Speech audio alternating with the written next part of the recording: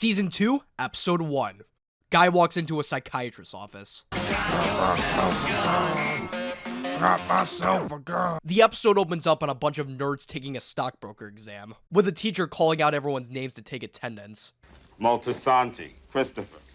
Here. Oh my god, Chris, what happened to you? Turns out Chris paid this guy to take the exam for him for reasons that we'll see later. As the show transitions to this fantastic montage set to Frank Sinatra's Francis Albert's It Was a Very Good Year. The title of the song is fairly accurate, as it shows us how everyone has been doing after the events of last season. Livia is currently rotting away in the hospital like the scum of the earth she is, business is going back to normal in the DeMeo crime family, Melfi is adjusting to her temporary life after Tony told her to hit the bricks, Silvio is still dragging the Godfather 3 bit, AJ is doing nothing, and Paulie's playing Battleship. Christopher is falling further into his drug habit, Meadow is busy just fooling around.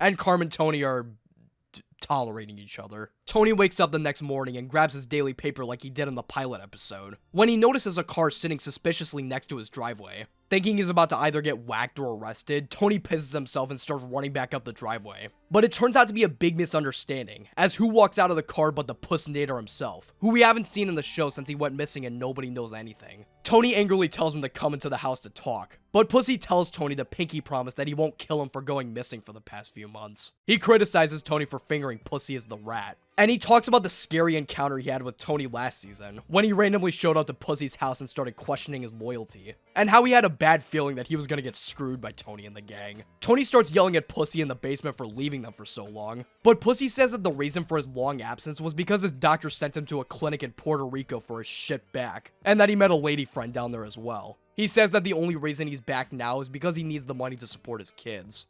Come here. Come here, you fat fuck. Okay, Tony, that was just mean. He brings Pussy in for a hug, and starts patting him down to check for a wire. Pussy pushes him back for being a weirdo, but Tony then gives Pussy a hug for real this time, warning him to not pull any shit like this again. For now, Pussy and Tony are back to being on decent terms, as Tony tells Pussy about Junior being under indictment, as well as Philly Parisi being the acting capo in Junior's place. And we're taken to the airport, where we get another bout of great dubbing from the Sopranos ADR team. That's my favorite bag. Don't lose. Philly picks up Gigi, and begins telling him of a rumor that Tony tried to suffocate Livia with a pillow for being behind his assassination attempt, which was actually what was originally going to happen in the season 1 finale, but we'll get back to that later. Philly also tells Gigi the rumor of Tony seeing a psychiatrist, and right after Philly's all like, "Look at me now, I'm the leader of this family, bitch," Gigi shoots Philly in the face.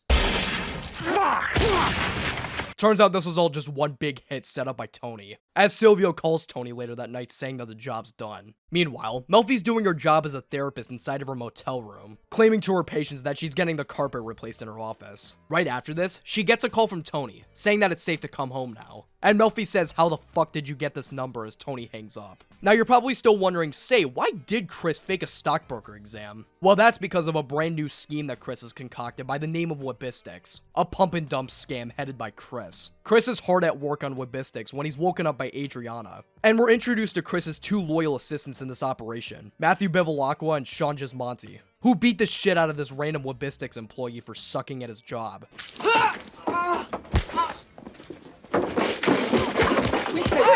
While Tony's in the middle of a meeting, he gets a call from Carm, who gives Tony the absolutely horrific news that his older sister Janice, who we saw in a flashback last season, has decided to stop by for a visit, which immediately pisses Tony off as he rambles about her running another con to take money from him. However, Tony reluctantly lets her stay at the house, and even plans a little family reunion to celebrate. But obviously... Your mother isn't welcome. Really? What'd she do? Silvio and the rest of the crew celebrate Pussy's return by busting his balls. And they tell him about Jimmy being the rat, as well as Pussy's payments being covered while he was gone. Silvio continues doing Godfather impressions before informing Tony that 2 of Chris's guys down at Webistics sent the dude we saw get beat up down to the emergency room, which angers Tony as he tells him to send Chris down ASAP. As Tony sulks in the bang, Paulie tells Tony that Pussy's Puerto Rico story checks out. And we're reintroduced to Janice as her and Tony immediately start bickering with each other. Janice and the kids bust Tony's balls some more before Janice heads out for a smoke. And Tony smokes with her, catching up with each other's lives. Janice asks how Tony's relationship is with his mom, and Tony politely says that she's dead to him. Janice says, "Hey, you said you were gonna take care of Livia with Barb," and Tony snaps back, saying that Janice hasn't done shit for the family in over 20 years since she moved to Seattle. While Tony proclaims that Livia's stroke was the result of pent-up anger, Janice tries to convince Tony that Livia's been reduced to nothing more more than a frail old lady, and offers to take Livia off his hands to Seattle for a couple $100. Tony reluctantly forks over some money to Janice to get her out of his hair, and later meets Chris at the Bing to criticize his management skills, saying to get him and his guys under control so that they don't attract any attention to whoopistics. Later, Tony finds out from a real estate agent that a bunch of teenagers broke into Olivia's house and partied in it, which isn't exactly a good thing since Tony is trying to, sell it. And Carm tells him to calm his ass down so he's not in a bad mood at the family reunion. Carm mentions that her parents are coming over, which he says is a miracle because Livia said some horrible shit about them over the years. And Tony actually shows some restraint before instinctually defending Livia, saying once again that she's dead to him. Carm suggests that Tony go back into therapy since he's been self-medicating recently. And Chris tells Matt and Sean to knock it off with a beating people up thing. Meadow attempts to feed Livia some slop, but Livia says to stop so that she can die. Why can't this family just get along? Some people don't wanna. It's you! You're the problem! Livia pretends to care about Meadow and gives her her great-grandmother's ring so that she won't forget her. And Tony fools around in his car listening to Smoke on the Water. That's funny, I wonder where I've heard that song before. And he has a panic attack and dies.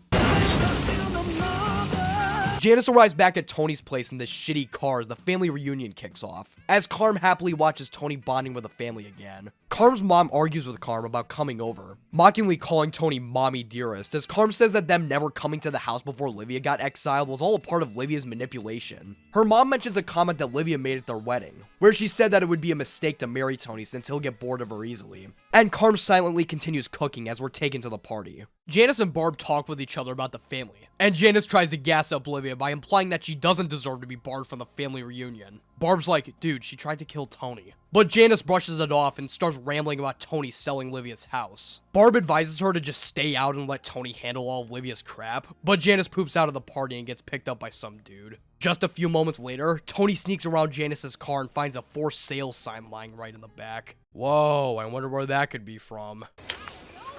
What the fuck? Tony says what the fuck as he tells Carm that Janice only came down from Seattle to try and get the house away from Tony, and that she used the $400 he gave her earlier to purchase the shitty car we saw her drive up with. Tony is absolutely pissed, saying that the con is only gonna drag on and get worse. And Carm says that Tony really needs to get back into therapy to calm his nerves back down again. Go outside. Join the party. Be with your friends. Have some pleasure. Fucking Tony, bitch. go ahead. Go have a beer.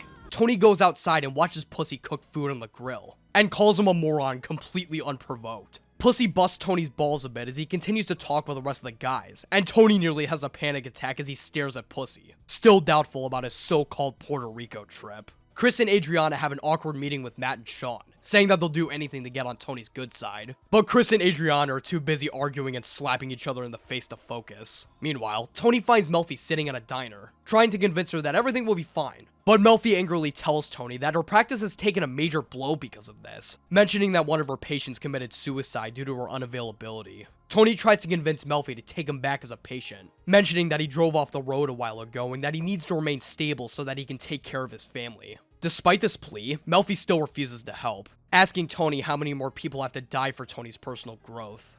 I swear to Jesus Christ, nobody got killed because of you.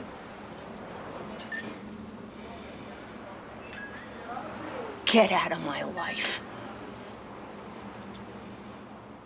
It's surprising just how much of a great character Melfi turned out to be in the show, even in the earlier seasons. Like, it would have been so easy for the writers to make her the one-dimensional, consistent voice of reason for Tony. You know, the constant guardian angel that can do no wrong except when it's convenient for the main characters. She could have simply stayed in the therapist's office and been confined exclusively to the therapy scenes, but the writers of The Sopranos were like, actually, let's make her a legitimately great character and take advantage of Lorraine Bracco's acting chops. She doesn't just accept Tony back after nearly ruining her life, she actively rejects him, and even goes as far as to say fuck you after Tony says that her system doesn't work. It's this personal, non-business side of Melfi that I love watching emerge during these types of situations, especially when she interacts with Tony. While her moral compass is certainly above like 99% of the characters in the show, she still isn't perfect, which makes her all the more interesting to watch. She continued to help Tony even knowing the atrocities he's capable of committing under the guise that therapists gotta get their hands dirty at some point. She pins the blame entirely on Tony for her patient's death, but to a certain extent, it's also her own fault. See? This show is awesome! Anyways, Tony stands outside of the diner thinking, what the fuck do I do now? And he heads back home early to Carm's surprise. Carm microwaves some spaghetti for Tony as the two stand awkwardly in the kitchen. And Tony eats at the table, inviting Carm to sit down. Carm sorts around through bills as Tony continues eating, signifying that, despite some on and off tension that we saw earlier, there's some relative normalcy in the Sopranos household as the episode draws to a close. This was a pretty good season opener. Nothing super insane, but nothing particularly bad either. I loved watching Pussy's eventual return to the crew, as well as witnessing the fallout between Tony and Melfi at the diner, easily the best scene of the episode. I'm still mixed on how I feel about Janice though. I don't hate her character, I think her character's great, but I can never tell whether or not I like her or if I want to see her get run over by a truck. Overall, I'm feeling a beats here on this episode. Season 2, Episode 2, Do Not Resuscitate.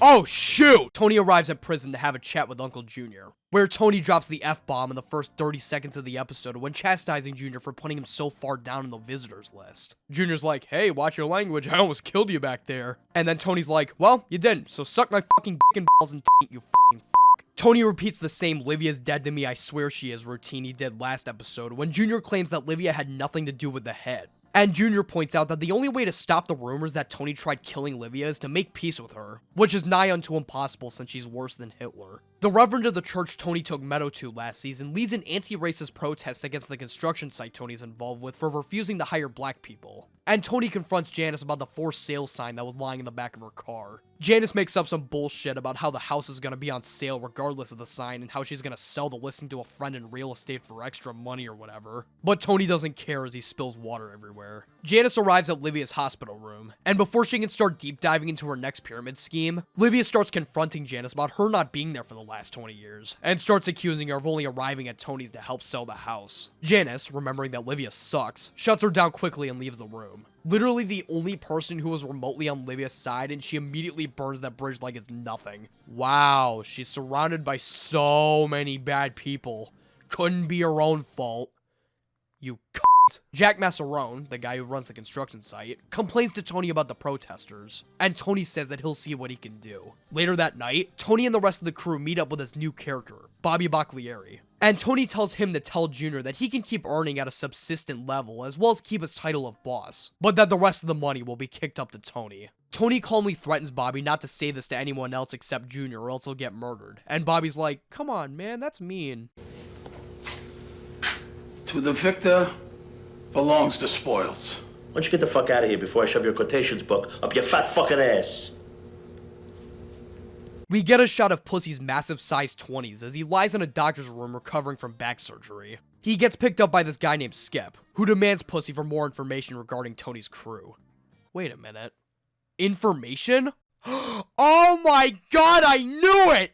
Pussy is working for the fucking government! This scene casually confirms to the audience that, yes, Pussy did in fact flip after getting arrested. Pussy lies to Agent Skip by saying that he hasn't met Tony yet or told him about his back. And Skip said that the government needs results ASAP and how Tony is not worth serving for due to the fact that he's treated Pussy poorly, as well as the rumors of him almost suffocating Livia with a pillow. With the help of his lawyer, Junior is incarcerated from prison due to his declining health, and is put on house arrest, required to wear an ankle bracelet. Meanwhile, Tony talks with the father of the Reverend we saw earlier, who talks with Tony about him serving in World War II while the two wait for his son to arrive home. Tony gets bored after 2 minutes and leaves, and he meets Junior in the hospital, fresh out of prison and immediately taking advantage of the confidentiality that he has when going to the doctor's office. Junior says that he got Bobby's message, and that Bobby is attempting to take care of the construction site issue. Junior asks if Tony's made peace with Livia yet, and Tony once again goes, she's dead to me, she's dead to me, she is! While Junior attempts to play the old she's losing her marbles, she doesn't know what she's saying card, Tony references the tape that was played to him by the feds, telling Junior to admit that he got duped by Livia into killing Tony. Junior and Tony almost get into a heated argument over Tony setting up meetings behind Junior's back, but the two become equally pissed once Junior mentions that the dude who runs Green Grove is the main guy spreading rumors about Tony's attempted murder and Junior and Livia getting together. Tony and the family have a boring-ass dinner, and Carm attempts to make conversation by mentioning that every person who died in the world wars will be identifiable thanks to DNA. You know, for whatever reason, there are a lot of mentions of war in this episode. The Reverend's father was in World War II, Junior was mentioned by his lawyer to have served in the war, and now this. Either this is a subtle hint that there's going to be conflict in the near future, or the writers just finished watching Saving Private Ryan. Or Battleship.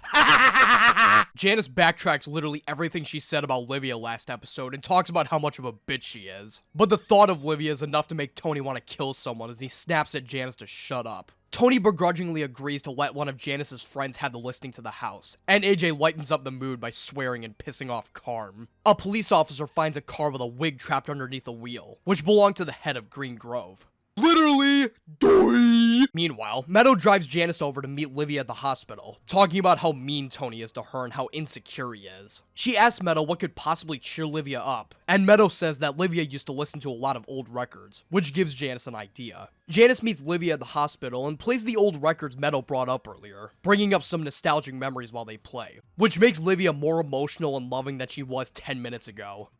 Or ever. Janice celebrates in her car as she sings a very on-the-nose song about mother-daughter reunions, and smokes a joint while driving like the responsible adult she is. Meanwhile, Tony meets with Bobby, who takes 40 minutes to get out of his car, and Tony calls him a fat fuck before accepting some money and leaving. Later that night, Janice arrives to dinner in the middle of a prayer, where the Fly from Breaking Bad tries to eat Carm's meatballs as Meadow announces that she passed her just fooling around test. After dinner, Tony and Janice sit by the pool, where Janice tells Tony some bad news about Livia, saying that she's been making great strides in her recovery and that she's going to be released from the hospital soon. Tony goes dead, she's dead to me. But Janice says that Livia should be allowed to stay in the house because Johnny was the one who bought it in the first place. And Tony says to shut up and put her in the nursing home. Retirement community. Retirement community anyways. Tony and Pussy watch the protesters at the construction site. And Tony laments that you can't get members in the mob anymore without them being addicted to drugs or compromised by law enforcement. And Pussy's like, ha ha ha, yeah, you said it, Tony. Hey, you still like me, right? And Tony says, yeah, sure, whatever. Stupid Matt and Sean walk up to Tony's car with baseball bats like, hey, Tony, let's go kick some protester ass. Am I supposed to be sitting here, you fucking idiots?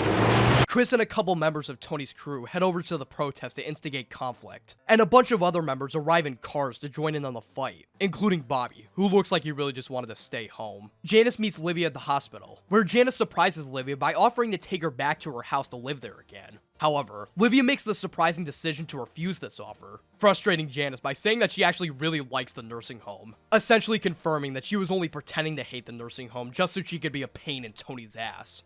Dick. Before Janice blows a gasket, Livia nearly blows a gasket herself by choking on a cookie. She's unfortunately saved by a doctor, and she tells Janice outside of Livia's room that there isn't any emergency provision listed on Livia's file, such as a DNR, which stands for Do Not Resuscitate. Janice tells Tony that they need to confirm a DNR on Livia's file, but Tony doesn't care and says what happens, happens. Janice is like, wow, first taking away my chance to reconnect with my mother and now this? And Tony angrily gives up and says that she can do whatever she wants with Livia in the house. Meadow takes AJ over to visit Livia, where AJ once again unintentionally spills the beans about another important plot point. Livia repeats the same daughters are better at taking care of their mothers line from back in the pilot episode. And AJ asks Livia what DNR stands for, since he's doing a report on DNA and wants to know if it's some sort of alternate type. He says that he overheard Janice and Tony talking about Livia's DNR, which silently angers Livia as AJ munches on a cookie. The next day, Janice happily tells Livia that Tony won't sell the house and that she'll be living in it with Livia. However, Livia confronts Janice about the DNR, and suddenly brings up money that she's hidden somewhere, manipulating Janice into staying with her so that she can use Janice in her plans to— What the fuck, huh?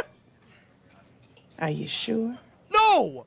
No, I'm not sure! Janice says forget about the money and tells Livia to focus on the fact that she can live at her house again, saying that they can find the money if it's in the house. This is one of the most weirdly paced and written scenes in the show. I had to rewatch it a handful of times to fully understand it. After finding out about the DNR, Livia realizes that Janice is only really here to get whatever money's left out of her, which we saw earlier with Janice baiting Tony out of $400 to buy a shitty car. So she manipulates Janice into thinking that there's some fat stack of cash lying around in her house so she can keep Janice in her grasp to use her as a pawn in their ultimate plot to fuck over Tony's life. She even asks where she put the money as if she forgot it, when in reality she didn't. Or did she? Is there even money in the first place? Who knows? I think what really threw me for a loop and left me all confused was the fucking insane visual Livia's head photoshopped onto the "in case of fire" sign, with her seemingly falling down rather than standing up. I honestly have no clue what this means. Since it's from Janice's point of view, I'm guessing she's thinking about pushing Livia down the stairs so she can get the inheritance money and not deal with her anymore. Man, I don't know. Everything about this scene is so goddamn weird. It's paced really slowly like it's some huge confrontation, and Livia acts almost out of character in this scene with how sly and cunning she is. She's usually a lot more subtle with her manipulation, and doesn't act all villainous like she does in this scene. I don't know, maybe she's manipulated me into thinking she's not like this. What a weird scene. Anyways, enough of that complicated stuff. Let's watch Junior fall in the shower.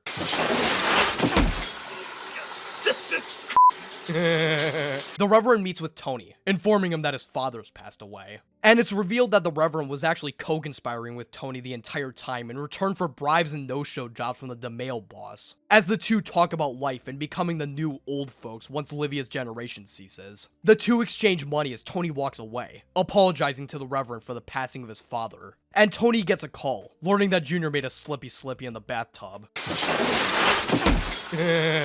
Carm gets a call from Livia, saying that she's calling because Tony's at work, whom she intentionally calls Johnny to come across like she's crazy. She attempts to manipulate Carm by being all like, boo-hoo-hoo, I'm leaving the money to the children. I love my children, especially Tony. And Carm sees right through her and tells her to shut up. He harbors resentment against me.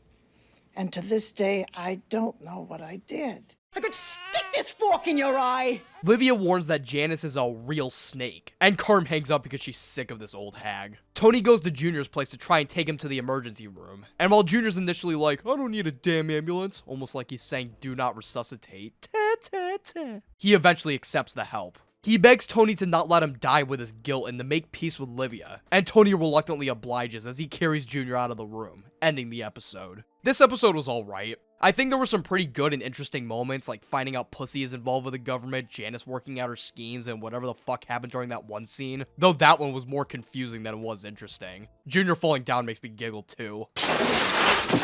I wish we got a lot more time with Pussy this episode, though it makes sense why they'd focus on Livia considering that we just got a ton of development with him last episode. Racial tensions are explored again in this episode, and it's a massive improvement over a hit as a hit, though that's not saying much. If anything, the issue isn't really explored more than it is glanced over, and it becomes brushed off entirely once it's revealed that the Reverend was secretly involved with everything. Hey, I'll take a brief side plot with much more interesting and well-written characters than a B-plot that takes up half the fucking episode that's boring as sin. Livia's manipulation powers are given another moment in the spotlight this episode, as we see her implement new and clever tactics to worm her way back into Tony's life through Janice. Speaking of which, Janice is a shockingly really fun character to watch. I love watching her dynamic with Tony and how she eventually wears him down through nothing more than sheer annoyance. It's fun learning more and more about her and Tony and how they operate within the family. The way she interacts with Tony and Livia, it feels like she's a character that's always been there, despite only showing up in a flashback as a child. Tony and Janice know what makes each other tick to a very obvious fault, and that fact is executed perfectly through the acting and the writing. Pretty impressive considering we've only known her for 2 episodes. Despite all of this though, I'm feeling a C tier for this episode. While a lot of the scenes are solid and we're introduced to some great new characters and plot lines, it feels more like it's setting up rather than it is showing off. Hey, it's a lot better than an episode that sets nothing up. Don't get me wrong, it's still a good episode, but it's nothing special when comparing it to the rest of the episodes we've seen thus far. Season 2, Episode 3, Toodle-Fricking-Oo. Yes, that is the real title. Woke up this morning, Toodle-Fricking-Oo. Tony drives over to Livia's house to discover a bunch of teenagers partying up in it. Meadow's friend Hunter is insanely drunk and tells Tony that Meadow was in the house. And Tony angrily barges in, chastising her for getting wasted on her own grandma's property. Tony is only pretending to care about this though, as while Carm is absolutely livid about Meadow's behavior, Tony's all like, who cares? Likely because of not only his past behavior when he was Meadow's age, but also the fact that he's probably secretly happy about Meadow trashing the property that his mother and sister are about to move into. We're introduced to another new character named Richie April, the older brother of Jackie April who died from cancer last season, as he gets dropped off by Adriana and walks over to a pizza joint. And we cut back to Tony and Carm, who struggle to figure out a punishment for Meadow since they believe that any kind they give her will end up giving them responsibilities that they don't want to handle. Like the fact that they'd have to look after her over the weekends if they choose to ground her. Because God forbid you actually put in the work to teach your daughter discipline. Carm and Tony's lack of initiative makes them powerless, which Tony subtly hints at by flat out saying that they're powerless. Beansy, the owner of the pizza joint, happily greets Richie, saying that he's glad Richie was let out of prison. But Richie refuses to return this positive attitude and instead criticizes Beansy for not stopping by to visit in the 10 years he was in prison. Beansy attempts to defend himself by acting like he cared more about Richie than he actually did and being all like, get this man a cup of coffee now! But Richie starts to shake Beansy down, demanding for payments and criticizing him for sucking up to Tony for profit, even though Richie was the one who helped him get started in the business in the first place. As Carm and Tony wait for Meadow to wake up to punish her, Janice barges into the conversation and argues that Meadow shouldn't be punished, saying that getting butt-fuck wasted and forgetting about tomorrow is a simple way for her to exercise her independence, but Tony tells her to eat a dick. Meadow crawls downstairs hungover as she attempts to convince Carm and Tony that it wasn't her fault, saying that one thing led to another and that they deserved a night to party because she's a college student and she's under pressure, pushing down on me. Carm sympathizes with Meadow, but still says that it's no excuse. And Meadow, knowing Carm and Tony are pushovers, pretends to have learned from her mistakes and tricks her parents into giving her a weak punishment, saying she deserves to have her credit card taken away. And Carm and Tony are like, yeah, that's right, credit card, yep, no credit card for 3 weeks. Meadow's like, what about gas? And Tony says they'll give $10 to her a week for gas only, effectively invalidating her punishment as Meadow walks away with a smile on her face. Tony meets with Richie Aprile, who immediately calls Tony fat. And when Chris walks over and is like, hey, Richie Aprile, love your brother, Richie starts criticizing Chris for allegedly putting his hands on his niece, Adriana, which did not happen. Richie's only been in this episode for like 5 minutes, but man does he leave an immediate impact. You already know from watching one scene of this guy that he's going to be causing a lot of trouble for Tony with his confrontational approach. Richie lets Chris off with a warning, calling him a good kid. And right as he starts talking business and making demands to Tony, Tony walks away immediately and orders Sil to take his place. Where Silvio tells Richie that things have changed and that you can't talk business with a capo directly in certain areas, which pisses off Richie. Melfi gets tipsy with her friends at a fancy restaurant, and she runs into Tony, where she makes brief small talk being all like, hey Tony. But Tony tells her to get out of here, and Melfi says Toodle-oo and leaves. Pussy goes, hey, blowjobs, am I right? And Tony pretends like she was an old girlfriend he had and not a psychiatrist, leading to one of the greatest exchanges in the entire show. Hey, I remember every blowjob I ever got. How about you? It might be your first blowjob. Yeah, of course. How long did it take for the guy to come? Did you hear that? I said, you remember your first blowjob? He said, yeah. I said, how long did it take for the guy to come? Melfi is suffering from severe embarrassment after talking with Tony, telling her therapist Elliot that she acted completely unprofessional at the table. She states that she feels guilty for abandoning Tony as a patient, and that she believes she regressed into acting like a ditzy young girl in order to hide from her responsibilities as a psychiatrist. She also says that she still feels guilty about the patient that committed suicide because of her being on the lam. But Elliot says, hey, it's okay, you still kept in contact with her, it's not your fault. Hey, did you just say lamb? And Melfi's like, cut to the next scene. What do you mean, cut to the next scene? Janice practices her yoga moves and notices Richie Aprile, which makes her shit her pants a little. The two have a small conversation afterwards, catching up with each other's lives before leaving. Tony scratches his back with a dildo as Richie frustratedly meets up with him, raving about how stupid it is that they can't just meet at the pork store and talk. But Tony says that times have changed and that Tony's a big target for the government. Richie says that he feels disrespected, bringing up a time where he stuck up for Tony and prevented him from getting a beating after robbing one of Feature Lamana's card games. Tony says that, while he loves him, Richie still needs to wait before he can get what he's earned. And Richie fires back, saying that the money is his and that it's not for Tony to just give to him whenever he wants. Richie continues to disrespect Tony as Tony attempts to argue back, saying that you need to be extra careful nowadays and to lay off Beansy since he's a good earner. And Richie almost causes Tony to punch him in the face by asking how Janice is doing. But Richie backs off a little and pretends like he was joking.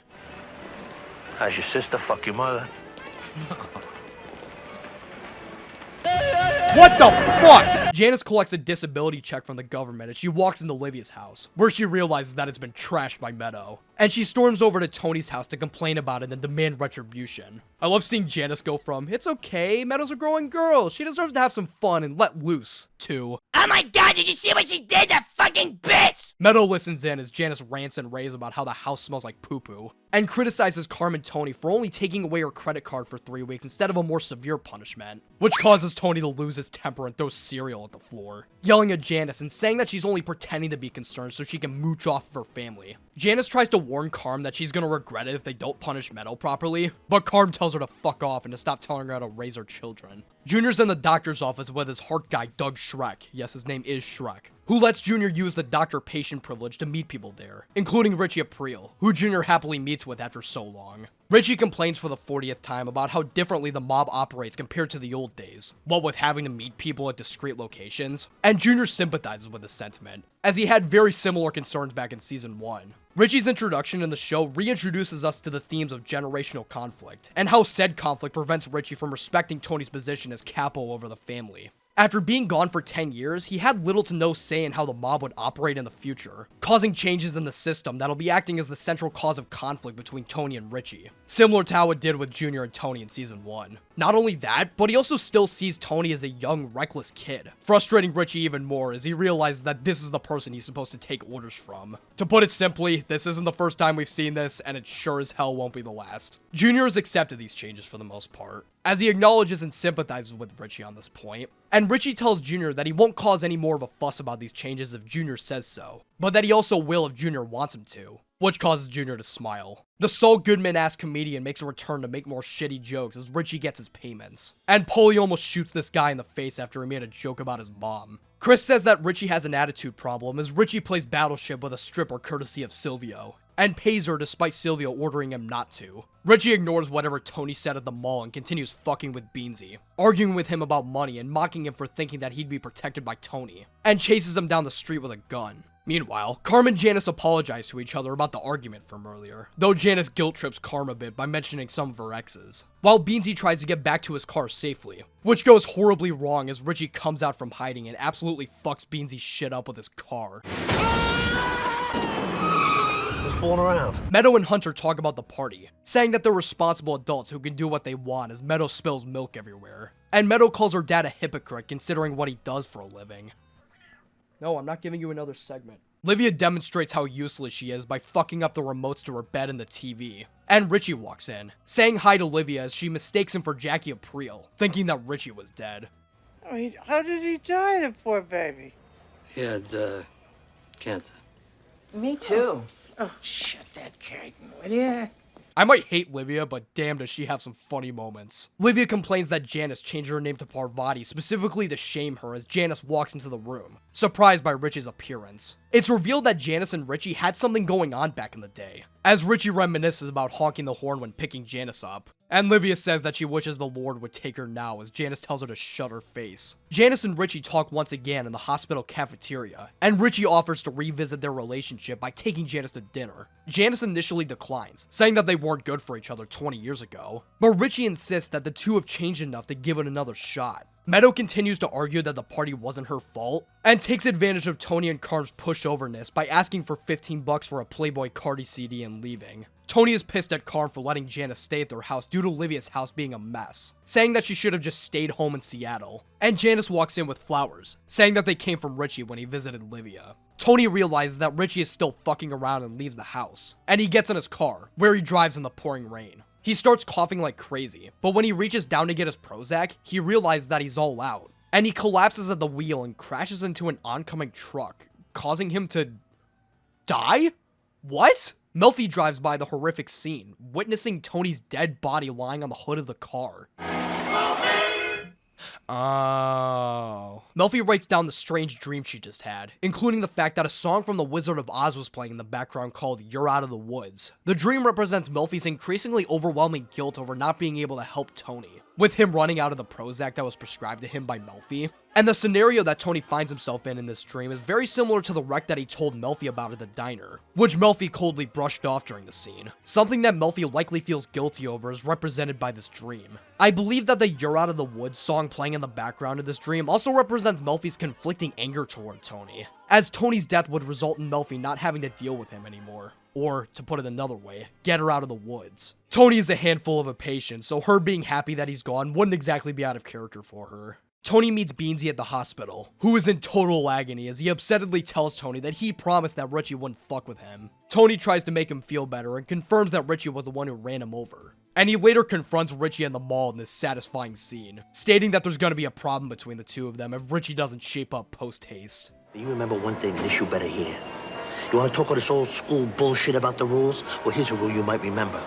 I'm the motherfucking one who calls the shots. And you better pay me the respect that I gave your brother, or we're gonna have a problem. A bad one.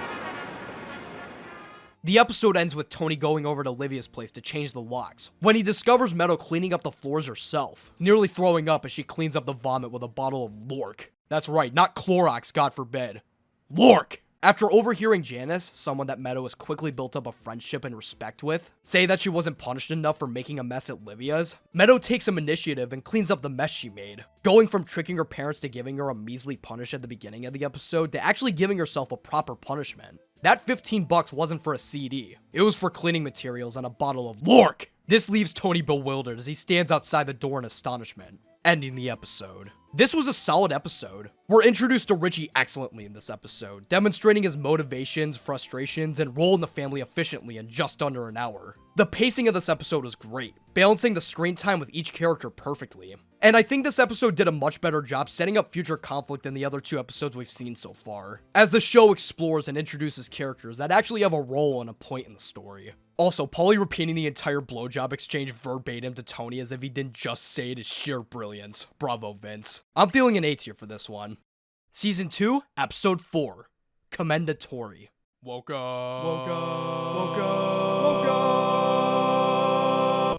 up this morning, got yourself a gun. Tony and the crew are having troubles trying to watch the latest Beat Rice video on a pirated DVD. So Paulie asks Tony what his favorite scene from The Godfather Part 2 was to pass time, which is still the same as what Carm said. Tony prefers 2, not 1? Yeah, he likes the part where Vito goes back to Sicily. Don Cicci's villa, when Vito goes back to Sicily. Paulie fixes these issues by implementing a classic Italian-American technique passed down from generation to generation.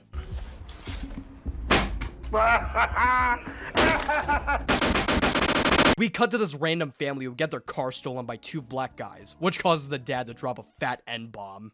Fucking Barry! Who else, huh? Who else?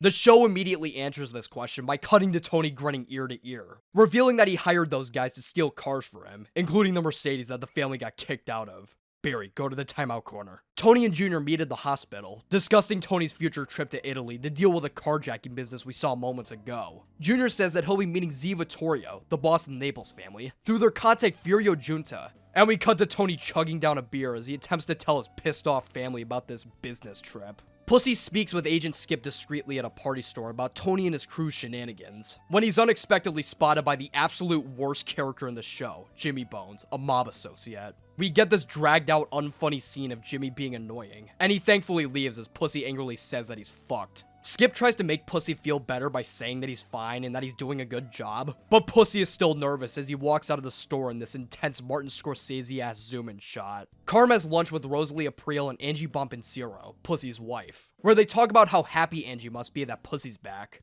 Rosalie gets a little sad over an Italian opera song playing in the background, which causes Angie to get really sad, as she confesses that she is an absolute shambles that Pussy has returned. She says that she wanted to vomit when he returned home, and that he seemingly doesn't care about her, even after telling him that she may have a tumor under her arm. She says that she'll be seeking a divorce soon as Tony and his crew land in Italy, where they comment on all the hot ladies there are. And we're introduced to Furio, who politely greets Tony's crew, as well as Tano, who Chris notices has a ton of needle marks all over his arm. Furio informs Tony and the crew that Vittorio may not even be at the meeting in the first place, and that they'll instead be doing business with another dude named Nino. And we cut to Carm gossiping with everyone in New Jersey about Angie's future divorce. Tony shows up to the meeting, wondering where Chris went and visibly upset that Vittorio isn't at the meeting. And he and Nino do not exactly mesh together as they discuss the carjacking business through Furio's translation. Tony attempts to discuss important matters as stupid Paulie interrupts him and tells him how yummy the octopus is. And when Tony tells him to shut his face, Paulie says that he can't help it, saying that he's wanted to visit Italy for the longest time. As Nino and Tony haggle over car prices, Don Vittorio actually shows up to the meeting, carried around in a wheelchair by his daughter Annalisa, and it's revealed that Vittorio has become extremely senile, as he repeats the names of a bunch of streets to Tony in his ear. It's revealed that Chris is busy trying heroin with Tano going,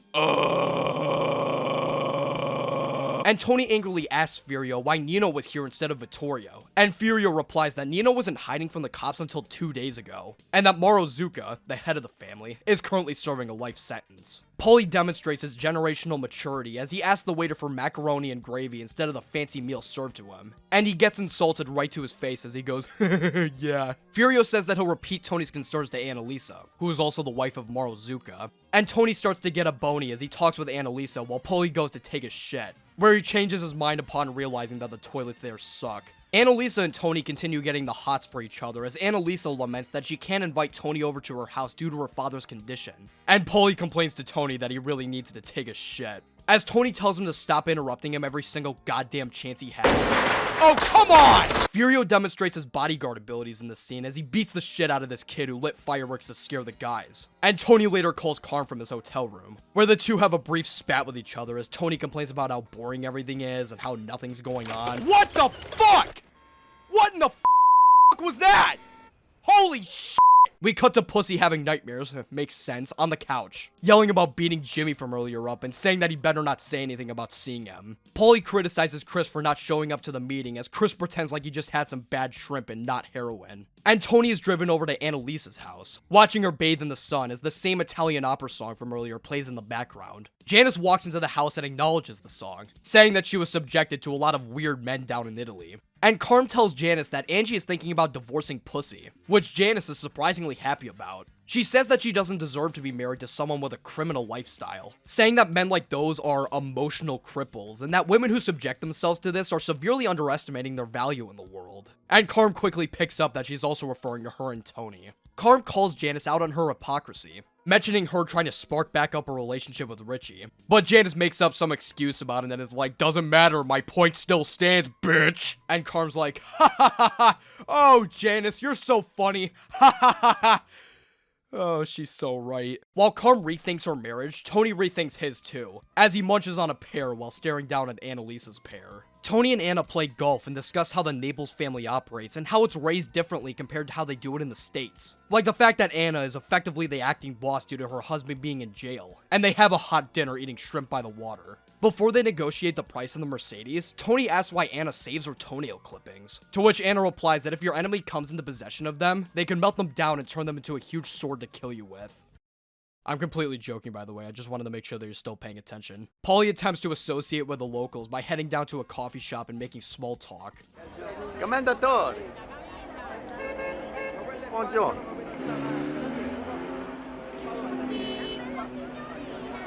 Cocksuckers. That's David Chase, by the way. He also wrote this episode too. Making a character of your own creation insult you on your own show is a boss move. Bravo, Vince. Tony and Anna walk on the beach as Tony complains about how unruly the people in his crew are compared to the classiness of the Naples family, and how the loyalty has seemingly dropped down, what with a lot of the members ending up as informants. Anna understands Tony's struggles as Tony attempts to make an offer to pay for one of their guys so that they'll have no ties to America and be 100% committed to Tony. But when Tony offers to take Furio, Anna spits on the ground and curses him out, and Tony angrily walks away. Angie drops all of her eggs on the floor and cries. And we're shown just how careless Pussy really is, as Angie's like, hey, the biopsy came back negative, I'm free of any life-altering diseases. And Pussy's like, cool, okay, bye. Chris continues to fall deeper into the heroin hole as Pussy goes over to stupid Jimmy's house, where he bashes his skull in with a hammer so that he doesn't blab his mouth to anyone. Tony asks Furio what it's like having a woman boss, and Furio says it's no big deal as Anna calls him down to discuss business. Pussy makes a half-hearted attempt to make Angie feel better by blandly handing over some roses, and Angie responds by slapping them across his face, causing Pussy to get scratches on his cheek. Tony and Anna have a drink at her father's old house, where they talk about Anna taking care of her father instead of sending him to a nursing home. Tony tries to make a move on her, but the stupid kids in the background make a racket, and she sends them to bed as Tony goes, damn! Carm meets Angie at her house, who's turned into a massive wreck over Pussy being an asshole. Pussy being an asshole? Pussy being an asshole? Where's my fucking Emmy? Anyways, Angie says that she's filing for divorce in a few days and laments that she's wasted 24 years with Pussy. And while Carm asks what the kids will think about this, Angie is way too sick and tired to think. Carm tries weirdly hard trying to convince Angie that this isn't the right decision, almost like she's trying to convince herself that divorcing Tony would be a bad idea. And Angie cries in Carmela's arms as she says that her daughter Terry may not be able to have kids herself, with Carm saying that she knows that Angie won't leave him. Paulie continues embracing Italian culture as literally every one of the residents shits on him in some way. Not even the Gumars pretend to give a shit about Paulie, as Paulie attempts to explain his heritage to this lady while she barely listens and picks at her foot. Meanwhile, Tony and Anna discuss Greek and Romans and stuff as they explore into this cave. And Anna says that Tony is easy to read, calling him his own worst enemy. Tony says that this statement reminds him of a certain woman from back home. and Anna asks if he wants to fuck said woman. Tony's like, ew, no, what are you talking about? Wait, why are you getting closer to me? You don't want to fuck me? Oh. Tony rejects Anna's offer to play Battleship, saying that you don't shit where you eat, and says that he'll lower the price of the Mercedes in exchange for Furio, which Anna agrees to. Pussy picks up Tony and Paulie from the trip, where Paulie says he felt right at home, while Tony says that they did very well business-wise. Chris rushes over to the car after buying a gift for Adriana at the airport, and the guys space out in the car as the same Italian opera song plays in the background again. Carm folds laundry in her room as Tony announces that he's home, and Carm stops in her tracks for a moment, thinking over how she feels before walking downstairs, ending the episode. This final moment here calls back to Angie saying that she nearly vomited when she heard Pussy's voice when he came back. And considering the way Carm and Tony have been acting toward each other the past few episodes this season, along with conversations that she's had with family members, it's safe to say that she may have had a similar feeling in that moment. This was another great episode. Similar to the last episode, we're given another look into the conflict that Tony faces with his crew. Only instead of generational conflict, we get cultural conflict. The writing, acting, and directing this episode does a great job at showing just how unprofessional and estranged Tony's crew is compared to the Naples family.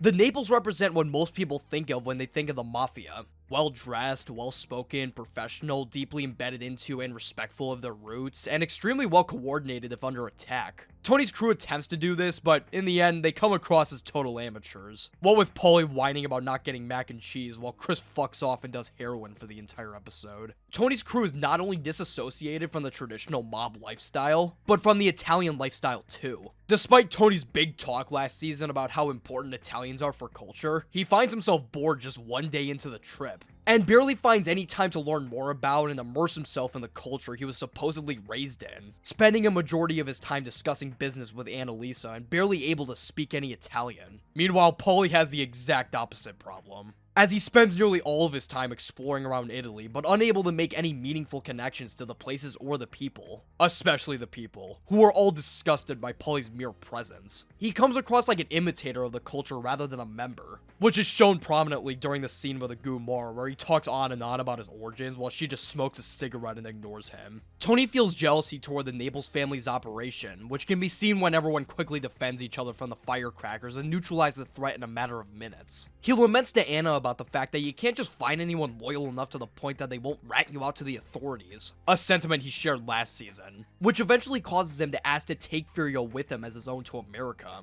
as Furio would have no reason to not be loyal to Tony. This on its own already makes this a good episode, but the Angie and Carm subplots elevated to a great one, the former being an overall entertaining development in Angie and Pussy's stories, and the latter developing Carm's insecurity about her marriage excellently. Angie was shockingly very fun to watch. The acting and her character were both very interesting. And the pussy stuff was great too, which I can't believe I'm saying about a critically acclaimed TV show and not a porno. I love the way Paulie's character is expanded upon in this episode, turning him from an unassuming typical wise guy to a complete dolt that literally cannot help himself to butt in with the stupidest remarks and doing the stupidest things. Just take a shit in the toilet, you dork! He's shown a lot of these elements before in past episodes, but never before it had been on full display like in this episode. Paulie is so goddamn funny, and I'm excited to praise his character more as the story progresses. I'm not really a huge fan of the Tony and Anna stuff, but it's nothing to sneeze at. Jimmy might honestly be the worst character in the entire Sopranos universe, but he gets killed in the second on-screen appearance, so that makes me happy. Overall, I'm feeling an 8 tier for this episode. Season 2, Episode 5, Big Girls Don't Cry.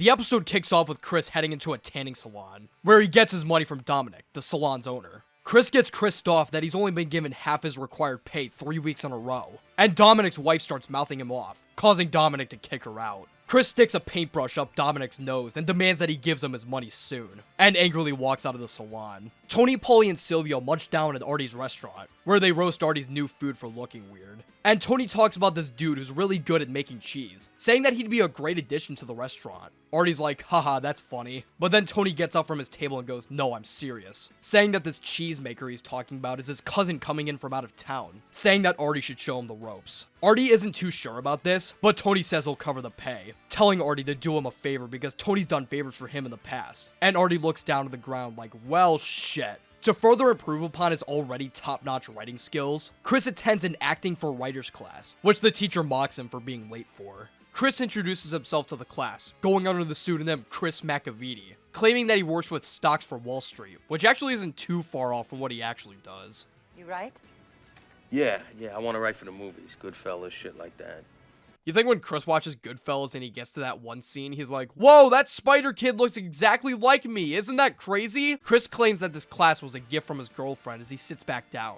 And Tony munches on some food as he watches a news piece on the DeMeo crime family featuring himself. The next day, Tony meets with Paulie, telling him to head out to Newark to pick up a new addition to the crew, Furio, and says that things are going to be rearranged a bit in the crew due to the current state of the crew being less than perfect, along with the fact that the government is targeting the crew big time. It's Tony, then Paulie and Silvio together, then Pussy and Furio, who both report to Paulie and Silvio directly, which makes Paulie very happy as he hugs Tony. Melfi tells Elliot about the weird dream she had a few episodes ago, saying that she believes that the rain pouring down suggests that he can't see ahead due to her abandoning him, and that Tony represents Oz himself from The Wizard of Oz due to him being a powerful, dominating male. Elliot asks Melfi what The Wizard of Oz reminds Melfi of, and Melfi says it reminds her of hiding under the blanket with her sister as a kid due to some of the scary moments in the film. Elliot cleanly segues this talking point into asking Melfi about why people like roller coasters and scary movies. And Melfi says that it gives people a sense of thrill while eliminating the risk of any real danger.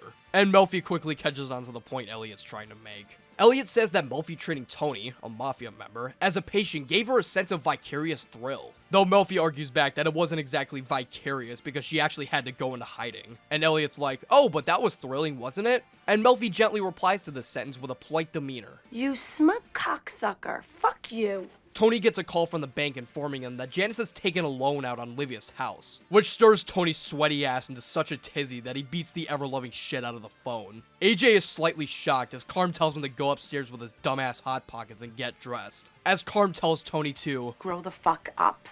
Tony goes upstairs to AJ's room and is like, haha, Radio Shack's having me test products, haha, I'm not actually angry. God fucking damn it, I hate Janice! Rah! Tony breaks several New Jersey speeding regulations as he fools around over to Livia's house. But when he bangs on the door for Janice, he gets a pantsless Richie April instead, who asks Tony all happily if he wants breakfast as if he didn't just bang his sister. Tony asks why the fuck he's playing Battleship with his sister again, but Richie says that they're taking it slow, and somehow has the goal to tell Tony that he already crossed the line with him and to back the fuck off. And Tony rightfully criticizes him for not knowing a thing about respect, saying that he's the one bringing Richie back in the business and sarcastically asking if he visited Beansy in the hospital yet. Before Tony can continue the beating, Janice walks through the door and barely lets his sentence out before Tony asks why she's taking a loan out on the house. And while she claims that she can get a job easy, Tony points out that she's still collecting disability checks from the government for disabilities that she likely doesn't even have. Janice claims that she's just trying to make the place better for Livia, as Richie goes, "It's okay, baby, I love you, my darling, I'll pay off the loan with you, sweetie." And Tony leaves to go hang himself.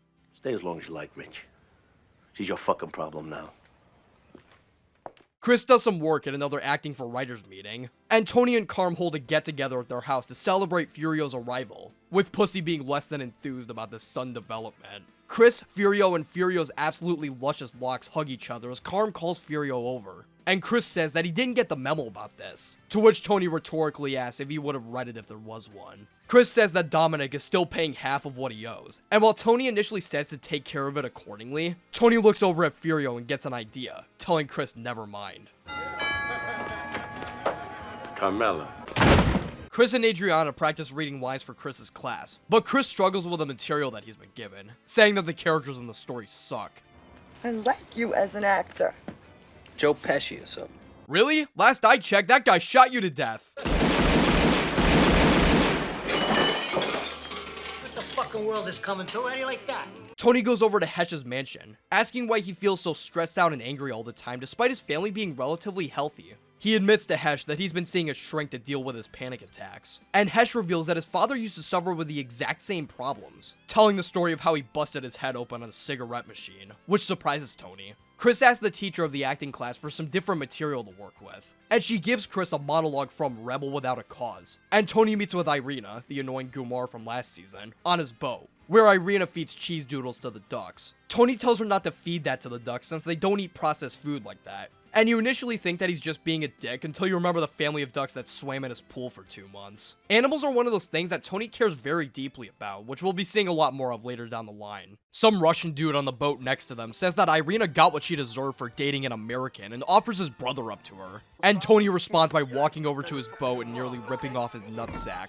The guy stumbles out of the boat with a pair of throbbing testicles as Tony realizes that his anger issues have gotten the best of him yet again, and rushes out of the boat with Irina so the testicle police don't arrest him. Chris tries his best to act again, but he gets too self-conscious of Adriana laughing at him and eases his worries by snorting cocaine. He calls up his teacher again to try and change the material, but she tells him no dice and they keep trying at it. Tony attempts to discuss his anger issues with Hesh again and how it might affect his family, but Hesh interrupts him and rambles on about this guy that pissed him off 100 years ago. Chris does the scene with the rest of his peers, and to the surprise of everyone there, does a shockingly great job, putting in an emotional and intense performance. Despite everyone cheering for him and complimenting him, with one guy asking how he managed to make himself cry on command, Chris storms out of the building, seemingly frustrated. It's revealed that the guy Tony wanted working for Artie was Furio, as he smokes while cooking in the kitchen. And he sits down with Pussy and Paulie at their table, where Pussy makes a lame joke nobody laughs at. How you doing, Furio? Furio. Johnny Sack makes a surprise appearance at the restaurant and reappearance into the show, where he congratulates Paulie for his promotion and says hi to Furio, but doesn't say shit to Pussy. He sits down at the table and kicks Pussy out, telling him to give the guys a minute. These sudden developments screwing Pussy over are starting to frustrate him, as he vents his frustrations to Agent Skip later that night, who reminds Pussy that he specifically warned him that Tony doesn't give a fuck about him. Pussy continues complaining about the new pecking order, saying that he doesn't like the new guy Furio, and that he does not understand at all why Paulie of all people is getting the new promotion, which some audience members might also be asking after he acted like an immature child all last episode. And Agent Skip relates to him, saying that he also got passed over in his line of work. It's like Tony says himself. Most of the guys in this life, there's no fucking honor. Forget your enemies, you can't even depend on your friends. This is very funny coming from the guy currently working with the government to rat on his lifelong friend. Melfi tells Elliot that she's planning on taking Tony back, as she feels immense guilt for abandoning him and how she cursed Elliot out last time the same way Tony would with her. Elliot brings up how Melfi mentioned she's putting on weight, implying that her guilt may have something to do with this, and brings up the feelings of her childhood fascinations with danger again. Melfi says that she believes taking Tony back will be therapeutic for her. And while Elliot says that therapy is supposed to be therapeutic, Melfi continues on, saying that she sees Tony as just a little boy. It's revealed here that, throughout their meetings, Melfi developed deep, almost motherly instincts for Tony, as the root of many of Tony's issues stem from the lack of love and development that he got with his own mother. Her feelings of wanting to remain professional collide greatly with her feelings that she has toward Tony, which we saw extensively in Season 1, where she consistently defended her choice to treat Tony as a patient from family members and colleagues, as well as when she explained to Tony that his sexual feelings toward her would not be reciprocated and that their meetings were strictly professional. This time, however, those feelings of love and care have completely overshadowed her desire to remain professional, as the guilt she feels overwhelms her to the point of taking Tony back. Tony never had a strong mother figure in his life, and Melfi feels as if she needs to serve that role for him, to the point where she's physically gaining weight like a mother taking care of a newborn child would. Of course, if Tony was like any other patient, her and Elliot wouldn't even be having this conversation, as the fact that Tony serves an important role in the Mafia absolutely causes Melfi to feel a certain way. Fuck, we gotta get our hands dirty at some point. You wanted to be dirty. Speaking of getting hands dirty, Tony orders Furio to beat the shit out of Dominic and his wife at the salon. And we get this awesome scene of Furio single-handedly kicking everyone's ass at the store, taking their money as they writhe in agony. I haven't really talked about it at length yet, but the action in this show is amazing. Instead of being these super choreographed fight scenes where you can clearly tell who's supposed to punch who when, the fights feel a lot more grounded and unrehearsed, causing the action to feel a lot more raw and, in turn, add a ton of tension to the scene, even if the action doesn't affect the overall story in the long run. Don't worry, it gets better and better with every season because of course it does. While Furio continues ruining these people's lives, Tony gets a call from Dr. Melfi, offering to take him back as her patient. However, Tony refuses this offer, saying that he's currently doing fine without it, which we all know is not true considering that he almost ripped someone's balls off a few moments ago. Chris watches an exercise of the acting class where two actors have a conversation by only saying A and B to practice communicating with tone. And Chris is paired up with the guy who played his dad in the scene he did a little bit ago. Hey. Chris recovers from a broken toe he got while kicking the shit out of the guy with Adriana, asking why he punched the guy in the face despite not doing anything to him. Adriana speculates that, because the scene had Chris crying to his supposed father, it brought up bad memories that he has with his father, explaining why he was able to give such a great performance, causing him to project those feelings onto the guy that he beat up. While Chris proclaims that he was just acting, Adriana brings up the fact that his father died young, and when Chris mouths off at her, she mouths back, saying that she's one of the only people that knows about the screenwriting hobby and how she supports him all the way, bringing up that she's the reason he even joined the class in the first place. Chris apologizes as Adriana tells him to fuck off, and Tony sits in the waiting room of Melfi's office, revealing that, predictably, he changed his mind. Melfi is happy to see him as Tony walks in pouting, and Tony mentions how his dad used to have the same issues as him, passing out from panic attacks. Melfi says, interesting, which leaves Tony dissatisfied, saying that he expected to be sent out for tests, which causes Melfi to ask what caused Tony to reconsider her offer. Tony says that he wants to be able to stop his panic attacks as well as redirect his anger onto his enemies rather than his friends and family. Melfi says that he should read The Art of War if he wants to be a better gang leader. But Tony points out that Melfi knows damn well what he is and what he wants, saying that she called him first. He says that he was waiting outside of the salon as Furio beat the shit out of the owners when Melfi called him. And Melfi asks if he wished he was giving the beating or taking it, which Tony lightly smiles at. Chris lies awake in the middle of the night as he reflects on what Adriana said about the best writing originating from the author's deepest and innermost feelings. And he gets up from bed and throws away every last bit of his writing work, including the software in his computer, the equivalent of taking the Mona Lisa and the paintbrushes away from Da Vinci and burning them. Chris somberly walks back into his apartment, ending the episode. Another solid episode. The season started off pretty weak, but it is going right back to gaining momentum. I really enjoyed the Chris acting subplot, and I loved watching Tony struggle with his anger, as well as Melfi struggling with her feelings towards Tony. The impact Livia has is so strong that it even affects characters that she'll never even meet. This episode has officially brought back the Tony therapy scenes, which is very appreciated because those scenes are awesome. Overall, I'm feeling another 8 here for this episode. Season 2, Episode 6, The Happy Wanderer. Oh boy, it's the gambling episode! Here comes the money. Come on, baby, hit the big one, hit the big one! Come on, baby, I put it on right! Come on, hit the big one! Come on, give me all the money, give me all the money! No! We're taken to a high school classroom, where several kids and parents are gathered for college night, as this dude walks up to go take a piss. He runs into Tony at the urinal, and Tony recognizes the guy as David Scatino, an old friend from school. The two reconnect with each other as Artie asks if they want to share a urinal, and they talk about their own families and what career paths their kids will take. Davey asks Tony who he thinks will win the game tonight, certainly not foreshadowing any bad habits Davey might have. And they talk with their kids about college stuff, including Eric, Davey's kid, who mooches off Davey for 20 bucks. They talk about Eric going to Brown University as Tony shits on Artie for no reason. And later, Davey asks Tony if he can get a spot in the executive game, a massive game of poker played by several members of the New Jersey mob. Tony basically tells Davey that he does not want to join this game, warning Davey that the guys at the table go deep and that he doesn't want to see him get hurt. And we cut to Tony in Melfi's office, where Tony describes how indescribably angry he is at everyone and everything, saying that he feels like he wants to smash Melfi's face in the hamburger. Melfi asks why this is, and Tony explains that he hates being labeled as a victim by Melfi, saying that he's becoming a typical everyday loser like the rest of the people he sees walking out of Melfi's office, and how he's jealous that other people seemingly have it fine and dandy in life while he's constantly depressed and anxious. While Tony legitimately is a victim of his parents, which Melfi points out as she says that his parents made it impossible for him to experience joy, Tony's want of being the strong, silent type like Gary Cooper, which he brings up during this session, simply will not let him make this admission. He's in this very weird gray area of not wanting to be a victim while also wanting to complain about his problems in life. Or, in other words, admit that he has problems in the first place. Davey gambles with Artie and a couple other mafia members in poker. And we start to see the issues pop up with Davey's crippling gambling addiction as he asks Richie for more money to gamble with. Hey, sure? You entered me for 7 G's already. Is that all? I'll make that back from Vito in an hour. Count this chooch out another dime.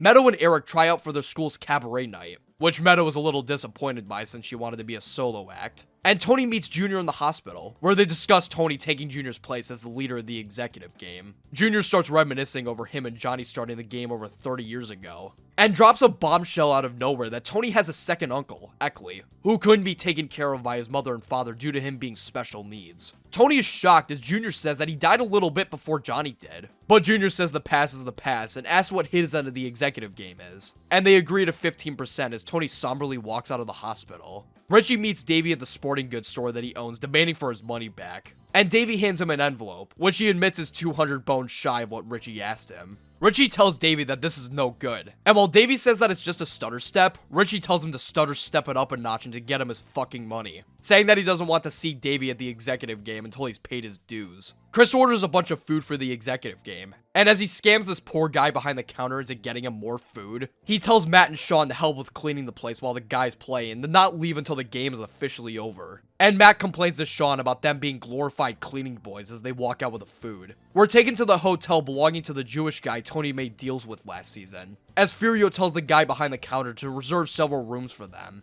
The employee says that the mafia is ruining the place, but he quickly has a change of heart after Furio bribes him with a hooker who promises to suck his wee-wee. Paulie gets pulled over by a cop, and he threatens to shoot his nutsack off as the cop asks for his license and registration. The cop's revealed to be a friend of Paulie as Paulie pays him off, with the cop telling him to keep the noise down and that they can't fuck with any of the hotel guests or else he'll have to make his lights go wee-woo. We're finally taken to the long-awaited executive game, where Tony orders Matt to grab some food for the esteemed guests of the table, including Paulie, Silvio, Johnny Sack, Sunshine, Dr. Freed, the penis doctor, and everyone's favorite Sopranos character, Frank fucking Sinatra Jr. In case you don't know why he, of all people, is at this game, that's because his father, Frank Sinatra, had very deep ties to the mafia, befriending several high-ranked gangsters during his lifetime. And Sinatra Jr.'s cameo in the show is a very on-the-nose reference to this. He also got kidnapped at some point in his life too. It's a crazy story. Anyways, everyone starts shit-talking each other in preparation for the game as Davey comes and knocking at the door. And he briefly talks about his kids with Tony before being like, alright, enough of that boring shit, can I gamble? Pretty please? Tony once again says that this is a very high-level game and that Davey should sit this one out. But Davey offers to have Tony float him $5K short-term to sit in the game. And after a little more convincing on Davey's part, Tony reluctantly agrees to get him a spot in the game.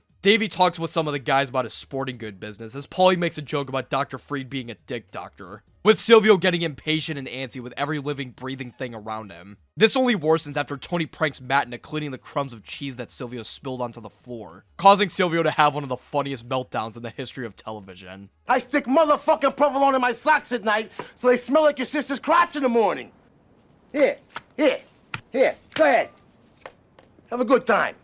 Paulie keeps making dick jokes to Dr. Freed as Davey starts to get more ambitious with his gambling, raising a bet significantly instead of checking, which ends up winning him the round, much to the dismay of provolone enthusiast Silvio. Eric picks up Meadow in his car as the executive game continues over into the morning, with the guys at the table asking if they want to close the lights, or in other words, admit that you lost and pack it up. However, Davey says that he's not going down without a fight as Chris reveals to Tony that Davey is down $45,000. As if things couldn't get any worse for this talented gambler, Richie Aprile decides to stop by for a visit and break everybody's balls. He's all smiles and giggles until he looks over and realizes that Davey got into the game. And Richie becomes absolutely furious as Davey's like, hey, it's okay, you know, we can all be friends.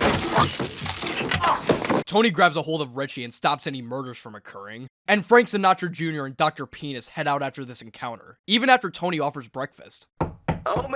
No, Junior, no! Tony drags Richie out for disrespecting his game as Richie rants and raves about Davey owing him money, saying that Davey owes him $8,000 and to bring him outside right now. But Tony asserts his dominance and tells Richie to fuck off, saying that he's not letting harm happen to any of his players. Tony walks inside as Davey washes his face off with water, and all of his attempts to make small talk are firmly blocked as Tony demands him to pay back the $45,000 in the next 24 hours. Meadow practices her cabaret act with Eric as Tony tries sleeping at the reasonable hour of 3 p.m., and he bangs on the door for them to shut up. As Tony's about to leave, Meadow tells Tony that Aunt Barb called saying that Uncle Tom's father died, a character that we don't know, but Tony certainly does, as he's shocked by this news. He recounts the story he heard to Melfi, saying that he fell off of his roof while fixing a satellite dish due to a big gust of wind, just one day after he retired. Melfi retorts back with the same logic Tony had last session, saying that Tom is no longer a happy wanderer and that Tony won't feel the need to pummel his ass due to him joining the ranks of the unlucky.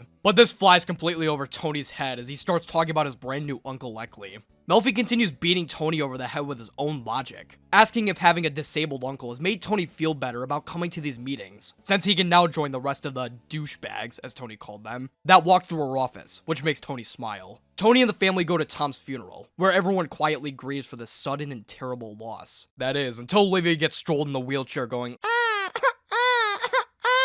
Carm demands Tony not to make a scene, but Tony goes, dead to me, she's D-E-A-D, dead to me, and tells Carm and the kids that they're leaving. Before they go, Richie and Tony talk with each other in another room, where Tony decides to smoke it up. I don't think you can smoke in here. Who's gonna complain, huh? Him? Hey, you mind? You don't mind. Tony criticizes Richie heavily for disrespecting the executive game. And while Richie's all like, alright, you're the one making the rules, Tony says that those rules have always been there, and punishes Richie by saying that Davey doesn't owe Richie a dime until Tony gets his cut first, saying it's gonna look bad if something isn't done about it. Livia is tired of fake crying as she sleeps in the back of Richie's car as Janice tries to make Richie feel better over Tony being a meanie head. Janice attempts to instigate more conflict by mentioning that Johnny once gave one of his guys over $500,000 to start working again. A very generous offer compared to the $50K that Richie got from Tony to start earning. We get this absolutely iconic scene of Tony confronting Davey at his job, asking why he faked a doctor's appointment to avoid confrontation, and demands Davey for the money, now. Davey says that he's tapped, and Tony forces him to get up, looking into his eyes disappointedly. Davey attempts to appeal to pathos by being all like, golly gee, what's with all the anger? Our kids go to the same school together! Tony gives Davey one more day to pay back his dues, and leaves Davey sobbing in his office. Okay, first off, amazing scene, it's not even a minute long, but holy shit is it awesome. Second off, a lot of you might recognize the actor who plays Davey, Robert Patrick. That's because Robert Patrick also played the role of the T-1000, the antagonist of Terminator 2 Judgment Day. A complete contrast to the role that he plays in this show. In that movie, the T-1000 was powerful, intimidating, and a force to be reckoned with. Meanwhile, Davey Scatino was a massive loser with a crippling gambling addiction. It's basically the Sopranos version of Bryan Cranston playing both Walter White from Breaking Bad and Hal from Malcolm in the Middle. And Robert Patrick honestly does an equally amazing job as Bryan Cranston did playing such different characters. He deserves way more props for this role. His performance in the show is extremely entertaining. He might be one of my favorite side characters on the show. More on that later though. Davey gets desperate and heads over to Artie's restaurant, asking him if he can borrow the low amount of $20,000 for a breathing room. But Artie declines this request, saying that he's putting a new roof on the restaurant. He asks Davey if he's considered filing for bankruptcy, but Davey says that Tony Soprano is not gonna believe that. And Artie's like, oh. Davey drives back to his house trying to figure out how the fuck he's gonna pay Tony back, when he sees Eric's car sitting in the driveway, which gives him the perfect idea. He acts angry at Eric for getting mud on the tires and takes away his car, driving it away and saying that he warned him several times, and Eric angrily storms off into the house. The next day, Tony surprises Meadow with a brand new SUV, and when Meadow gets inside, she immediately recognizes it to be Eric's Jeep. She asks if Davey sold it to Tony, and Tony's like, yeah, you could say that, causing Meadow to immediately storm off. Tony later storms into Meadow's room, ranting and raving about how she's ungrateful that Tony gave her a car that he definitely got through ethical practices, and how Davey's payment is going to go towards all the luxuries and needs that Tony provides Meadow with. A grown man made a wager. He lost. He made another one. He lost again. End of story. So take that high moral ground and go sleep in a fucking bus station if you want. Wow, Tony is fucked up. Tony and the family head over to Cabaret Night to see Meadow perform. And Tony smells the flowers he got for her as Carm warns Tony that the Wicked Witch of the East is a few rows back. And Richie goes up to Tony with a comically larger bouquet of flowers, saying that he'll talk with him after the show. That time might be coming up a lot sooner, however, as Meadow and Eric are fighting backstage over Davey giving Tony Eric's car. While Meadow says that she can't control what Tony does, Eric says fuck this shit and storms out of the building. Tony and the family learn over the intercom that Meadow and Eric will no longer be performing together as Eric has left the building, and that Meadow will be doing a solo instead like she initially wanted. Carm notes what a lucky break that was as Davey and his wife leave the building, and Cabaret officially kicks off, ending the episode. This was a fantastic episode. The Davey Scatino executive game storyline is one of my personal favorites in the entire show, so this episode obviously has a lot going for me. Davey is such a perfectly pathetic character to follow around, watching him go from one financial blunder to another and seeing the consequences slowly but surely unravel as a result of his utter stupidity and irresponsibility. The executive game scenes are easily the best from this episode, containing both absolutely hilarious moments as well as equally tense moments. We're given this great perspective of how a seemingly normal enough guy can wind up costing himself big when getting involved in the mafia. But it's hard to really feel sorry for Davey, considering the fact that Tony warned him multiple times that he shouldn't be getting involved with the game. It's great watching Davey get his comeuppance for his recklessness, though I do feel pretty bad for his wife and kid. They didn't do nothing! Simply a fantastic episode. I'm feeling a very strong S tier. Wow, it took this long for the first S tier? I'm surprised. Don't worry, we got a whole other half that I'm very certain we'll be making up for that. Season 2, Episode 7, D-Girl. Oh my god, Tony, watch out! We start the episode with AJ fucking up. Holy shit. After that, we cut to Chris wearing this sick-ass all-red outfit as he goes on a double date with Adriana with his cousin Greg and his fiancée Amy. Amy tells Chris and Adriana about her ventures in the film industry, and how she's working on a new movie with Jon Favreau. Amy asks Chris how his screenplay is coming along, but Chris admits that he threw it away a while back, and this douchebag behind Amy keeps bumping into her. A problem Chris fixes by whispering something scary into the man's ear, causing him to leave immediately, which impresses Amy. Adriana tells Chris that he should really consider taking Amy's invitation to the set of the movie she's working on with Jon Favreau, saying he could slip Jon the script of the movie he's working on. And while Chris once again says that he threw it away, Adriana reveals that she has a second copy, saying that she believes in him as they embrace. I kinda like how Adriana seems genuinely supportive of Chris despite how dysfunctional their relationship can be at times. Adriana certainly isn't a perfect character, but she's honestly way too good for Chris, considering how Chris rarely ever returns that same loving behavior back to her. An issue that unfortunately gets worse and worse as the show progresses. Let's not get too far ahead of ourselves though, we still gotta deal with a car that AJ totally fucked up. Carm and Tony criticize AJ for stealing the car without their permission, and AJ attempts to avoid any and all responsibility by waxing philosophical. You could have killed those girls. Now that would have been interesting. What? What did you just say? Death just shows the ultimate absurdity of life. Oh, shut up! A lot of people straight up hate AJ, but I personally get a ton of ironic enjoyment out of his character. It's a little sad to see, considering that the reason he acts this way is because of his parents and the household that he lives in. But the way that he expresses these feelings, as well as the way he acts in general, is dumb, which makes me giggle. Don't worry, I'll be delving a lot deeper into his character later on in the show, because he only gets better and better. Or worse, depending on who you ask. Anyways, AJ goes on and on pretending to be smart as if he didn't just nearly total his mother's car, and at one point proclaims that there is no God, which offends Carm and Tony. But instead of going, wow, this is not how we want our son to behave, let's ask why he feels this way and teach him to take responsibility instead of just leaving him to his own devices. They go, what the fuck are the schools teaching you? Meadow walks in and says that AJ saying this is just a result of his learning and that education isn't just about making money. Though she'd probably have second thoughts about saying this if she knew AJ is just weaponizing this to get out of fucking up Carmela's car. And Tony tells her to shut up and leave. AJ says, wah, I don't like algebra as Tony forces him upstairs. And Agent Skip goes over to Pussy's house, informing Pussy that a guy named Waldemar Whitechuck. Yeah, that guy. Recently died in a bomb blast. And Agent Skip asks Pussy if Tony or any of the Sopranos had anything to do with this. And Pussy says no, saying that he's becoming annoyed by the government asking all these questions as if he's not currently facing 30 to life. Tony tells Melfi about AJ being a pretentious fuck, saying that he's more concerned about this than him destroying Carmela's car because boys will be boys. Melfi says that adolescent angst is very normal to experience, but Tony's like, my mom and dad would never stand for that shit. Oh, by the way, you know my mom, Livia? Dead to me. She's D-E-A-D, dead to me. Shut the fuck up. Melfi asks Tony how AJ's been dealing with Livia not being a part of their lives, asking how he's supposed to understand that. But Tony says that it doesn't give him the right to mouth off. And Melfi explains that AJ has seemingly stumbled upon existentialism. Fucking internet. No, I swear there's a point with this. Melfi explains that AJ learning about and taking on this philosophy is his way of coping with the strange circumstances he has to deal with in his household, saying that the philosophy states that there are no absolute truths, such as motherhood, which makes Tony sink in his seat a little.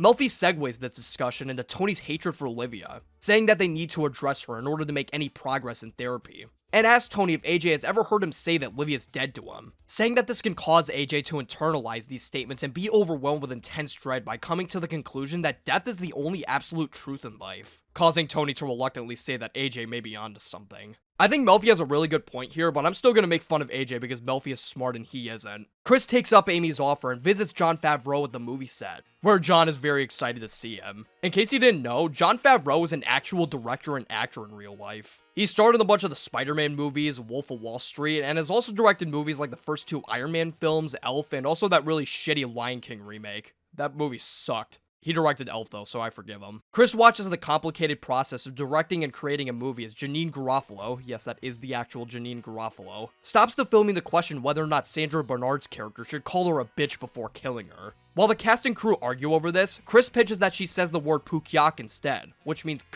which the cast and crew like as they reshoot the scene with this word in mind. AJ continues his existentialism arc, saying that he doesn't want to attend his confirmation because God is dead. And Tony basically says, good for you, but tough toenails, you're still going. Chris sits down with Jon and Amy for lunch, where they discuss the accuracy of how the Mafia is portrayed in Jon's films. And Jon brings up Chris's screenplay, which Jon is interested in taking on due to the world that it's set in. Jon tells Chris that he wants to work together with Chris in order to ensure the validity in the way that the Mafia operates and how mobsters would act and talk, bringing up Chris saying pukyak earlier as an example. And Chris tells John and Amy some lighthearted stories of a wise guy he once knew, which surprised John and Amy. Tony drives over to visit Pussy, and shows Pussy the damage AJ did to the car. And Pussy's like, hey, you gotta learn to respect property as well as the value of a dollar. You can't just get things whenever you want. Anyways, here's 20 bucks, go get a soda. Tony complains that AJ is becoming annoying and questioning the universe, to which Pussy sarcastically says, like father, like son. Tony tells him to shut his stupid face and to help him do something about it. Since Pussy is his confirmation sponsor that AJ is bombing in school, with a C, 3 Ds, and an F. Hey, Anthony, how you making out in school?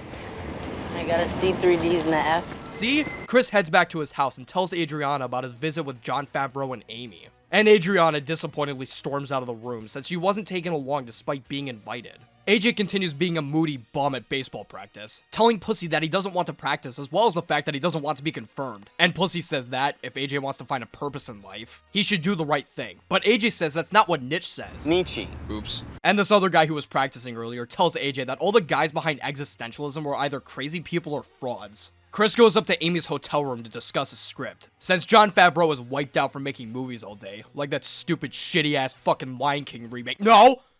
No! No. He made Elf.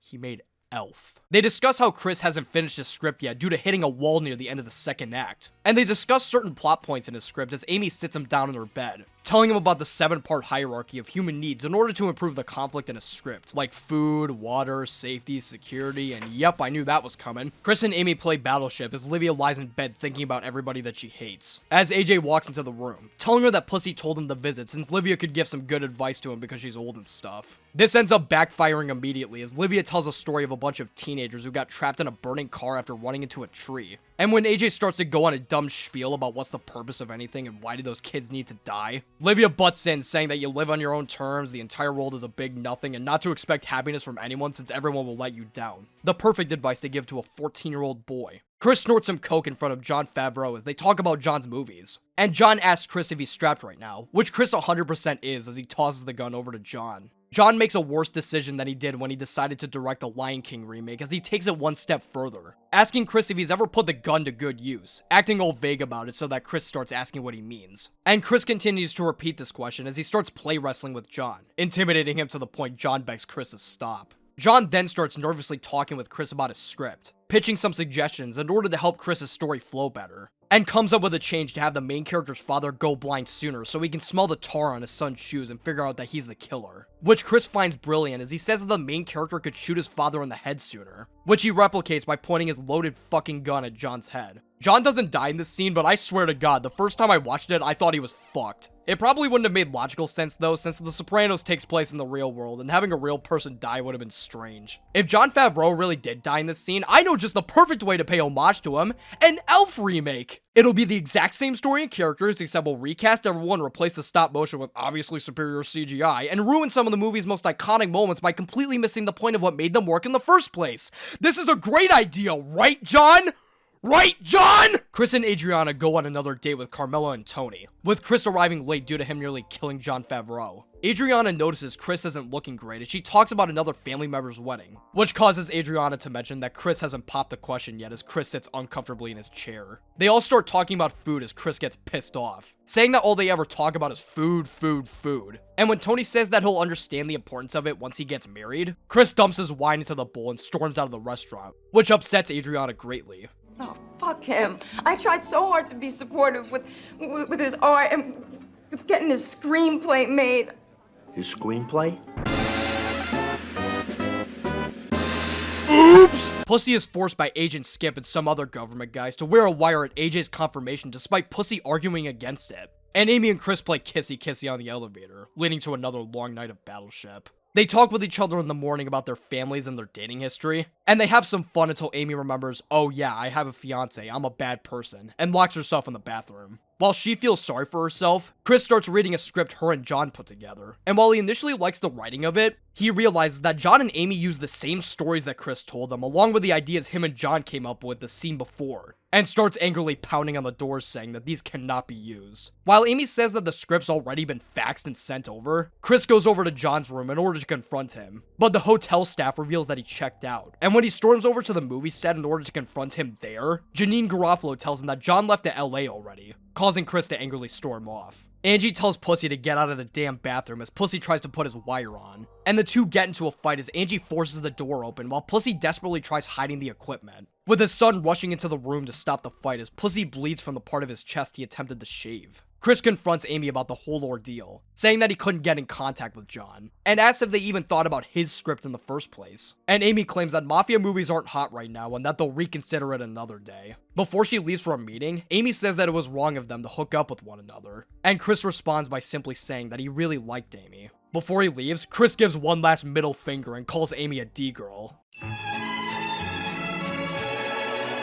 And Amy is very offended by this, calling Chris an asshole before leaving. I gotta say, I'm not sure how Chris didn't see this coming. Hey, you got any cool ideas and life stories that we could use in a movie? Okay, here's some cool ideas and life stories that you could use in a movie. What the fuck? They're using my ideas in a movie? Pussy heads over to AJ's confirmation, as Tony busts Richie's balls over stealing shit. Pussy makes a half-hearted attempt to talk with Tony over the guy that got blown up earlier, White Chuck. But Tony simply says he's no friend of mine and walks away to get some Diet Coke. As Tony walks in the garage, however, he smells something funny, and he catches AJ smoking pot with his friends. And when Carmen Tony confronts him on this, AJ continues his excuse making and says even Livia says that life has no purpose. And Carmen Tony tell him to shut up and go inside. Alright, who drank all the Mountain Dew? It was you, wasn't it, AJ? You know, what is Mountain Dew? Were humans made to create? Oh my fucking god. Why do we create for other humans? In 100 years from now, will our creations truly matter in the grand scheme of things? Go to your room! Okay. Pussy goes up to AJ's room, saying that Tony is only trying to look out for him and how he's known Tony ever since he was AJ's age, recounting a story of when he helped take care of Pussy's sister, who had spinal meningitis. The people listening through Pussy's wire are really fucking confused as Pussy tells the story of how Tony took care of his sister when Pussy wasn't around, and reveals that Pussy was in line getting a burger when she passed away. AJ says that his dad seemingly used to do great things and that he became an asshole when he had children, but Pussy argues back and proclaims that Tony is a good guy. And Pussy's complicated emotions get the best of him as he knows that he's betraying a longtime friend, the government listening in as this goes down. He gives AJ a massive hug and causes his microphone to make weird static noises in the agent's headphones, pulling him in harder in order to give a subliminal fuck you to the government and mess up the microphone further. Chris shows up late to the confirmation party, and Tony notices him and confronts him over this, with Chris making a sarcastic comment in order to avoid Tony's anger. He notices Adriana as she angrily walks away, and Tony speaks with Chris all pissed off, giving him exactly 10 minutes to either stay at the party or leave to whatever's calling him out there, saying that if he stays, he'll know that Chris had nothing else to do but be with Tony, and that if he leaves, he never wants to see him again. He doesn't explicitly bring up Chris's screenplay, but the message he delivers is loud and clear, as Chris stands around in the room stunned. He goes outside for a smoke, deciding whether or not to continue being loyal to Tony or to continue pursuing his dream of monetizing his mafia life through his screenplays. During this, Tony and the rest of the family take a picture, and when Tony yells out for Pussy, it's revealed that Pussy is crying in the bathroom, overwhelmed with the guilt of betraying a longtime friend, as well as the fear of the trajectory his life could take if he doesn't play his cards right very carefully. We cut back to Chris, still sitting outside, who ultimately decides to continue being loyal to Tony as he walks back inside, ending the episode. This episode was awesome. It was very interesting watching Chris struggle more with dealing with the weight of his emotions, as we saw earlier when John asked Chris if he's ever killed someone with his gun, something that Chris did back in the pilot episode and later felt immense guilt for in The Legend of Tennessee Multisanti. Even though Chris has a passion for film, the thought of coming to terms with his own feelings is a hurdle that Chris does not want to overcome, leading him to initially throw all of his work into the garbage, and then later throw all of his future plans in the garbage once Tony gave him the ultimatum. Chris ultimately chooses to follow Tony after dealing with the harsh realities of the film industry after getting his ideas and stories taken away from him, along with a reminder that he'll have to face his demons one way or another down this road after John asks him if he's ever murdered anyone. Rather than honing in on his craft and eventually working his way through his trauma, he'd rather drown all of it through the fast-paced world of the mafia, inevitably facing more trauma in the process. I'm a huge fan of Pussy's whole government subplot, so I'm glad we got to see it develop a lot more as we discover how much of a mental toll it's beginning to take on him. And this episode also kicks off AJ's arc of progressively becoming a bigger and bigger bum, which is extremely entertaining to see. I kind of forgot that Jon Favreau is a genuinely good actor, and his appearance in this episode is very fun to see. And I enjoyed the plot of Chris making his way through the film industry, learning the hard way that Jon Favreau is a jerk who will steal your ideas. Everything about this episode was just solid. I'm feeling a light S tier on this one. Season 2, Episode 8, Full Leather Jacket. It's the jacket! Woke up this morning, Got yourself a jacket. We open on the Sopranos having a lovely dinner, which quickly turns unlovely as Meadow starts complaining about college issues, mentioning that her friend Hunter managed to get into Reed College early. Carm says that there are a ton of good options for colleges like Holy Cross or Georgetown, but Meadow says Georgetown is a reach and that she really wants to get into Berkeley, causing Tony to say fuck that shit. And AJ says that he wants to get into Harvard, causing Tony to say fuck that shit, saying that AJ's gonna have to study and crack the books a lot harder to get into there. A very funny statement coming from the guy who kills people for money. Chris and Matt try to crack open a safe as Sean takes a shit in front of them. Chris talks about how Pussy used to leave massive shits all over the place when he used to rob, encouraging Matt and Sean to keep aiming for bigger roles in the mob by saying that everyone comes from somewhere as Sean starts shitting again, with some wonderful sound effects inserted by the crew to really paint the picture in your mind. Carm has a hard time sleeping at night as her and Tony complain about Meadow wanting to go to Berkeley, saying that Meadow is only trying to get in so she can be far away from her parents, and claims that college acceptance has become less about grades and more about connections to the college, as Hunter was able to get into Reed due to her uncle being a former student there. Silvio and Paulie meet Richie to discuss Beansy, and they demand him to build a ramp for Beansy's house to make it more accessible for his wheelchair, a task that Richie is not happy about. Carmela asks Jeannie Cusimano if she could ask her sister, who just so happened to get into Georgetown, to write a letter of recommendation for Meadow, and she comes across as a crazy person as Jeannie gets uncomfortable and goes, "Oh, would you look at the time? I gotta go wash my cat. See you later." Richie meets a very broken Beansy at the hospital, mentioning the ramp, which Beansy claims he didn't ask for as Richie tells him to fuck off, and warning Beansy that he'll fuck him up even more than he already is if he complains to Tony Soprano again. Chris heads over to Adriana's mother's house, attempting to make amends with Adriana as her mom threatens to dial 911. He does this by giving the most half-hearted proposal in the history of television, going, "Hey, I got your ring and stuff, wanna marry me?" And while Adriana's mother rightfully tells her that Chris is terrible for her and that she's been up at night sobbing for days, Adriana still says yes to Chris and agrees to marry him. Richie meets with Tony and Uncle Junior, and he complains to Tony about having to build a ramp for Beansy, which Tony says was his idea as he tells Richie to build a goddamn ramp. Richie goes, "Boring, check this shit out," as he pulls a certain article of clothing from the trunk of his car. What's this? What's this? It's the jacket! It's the jacket! Richie attempts to rekindle his friendship with Tony with a jacket that he got off of a guy named Rocco DeMeo, one that he says Tony and Richie's younger brother would have killed for. And Tony awkwardly tries the jacket on as he's like, okay. Carm looks through her mail as she finds a letter sent from Berkeley to Meadow, which says that she needs to send her application in again due to her high school transcript being incomplete. And instead of being a normal person and giving the letter to Meadow so she can resend it, she instead throws the letter away in a garbage can, purposefully putting it in deep so nobody notices.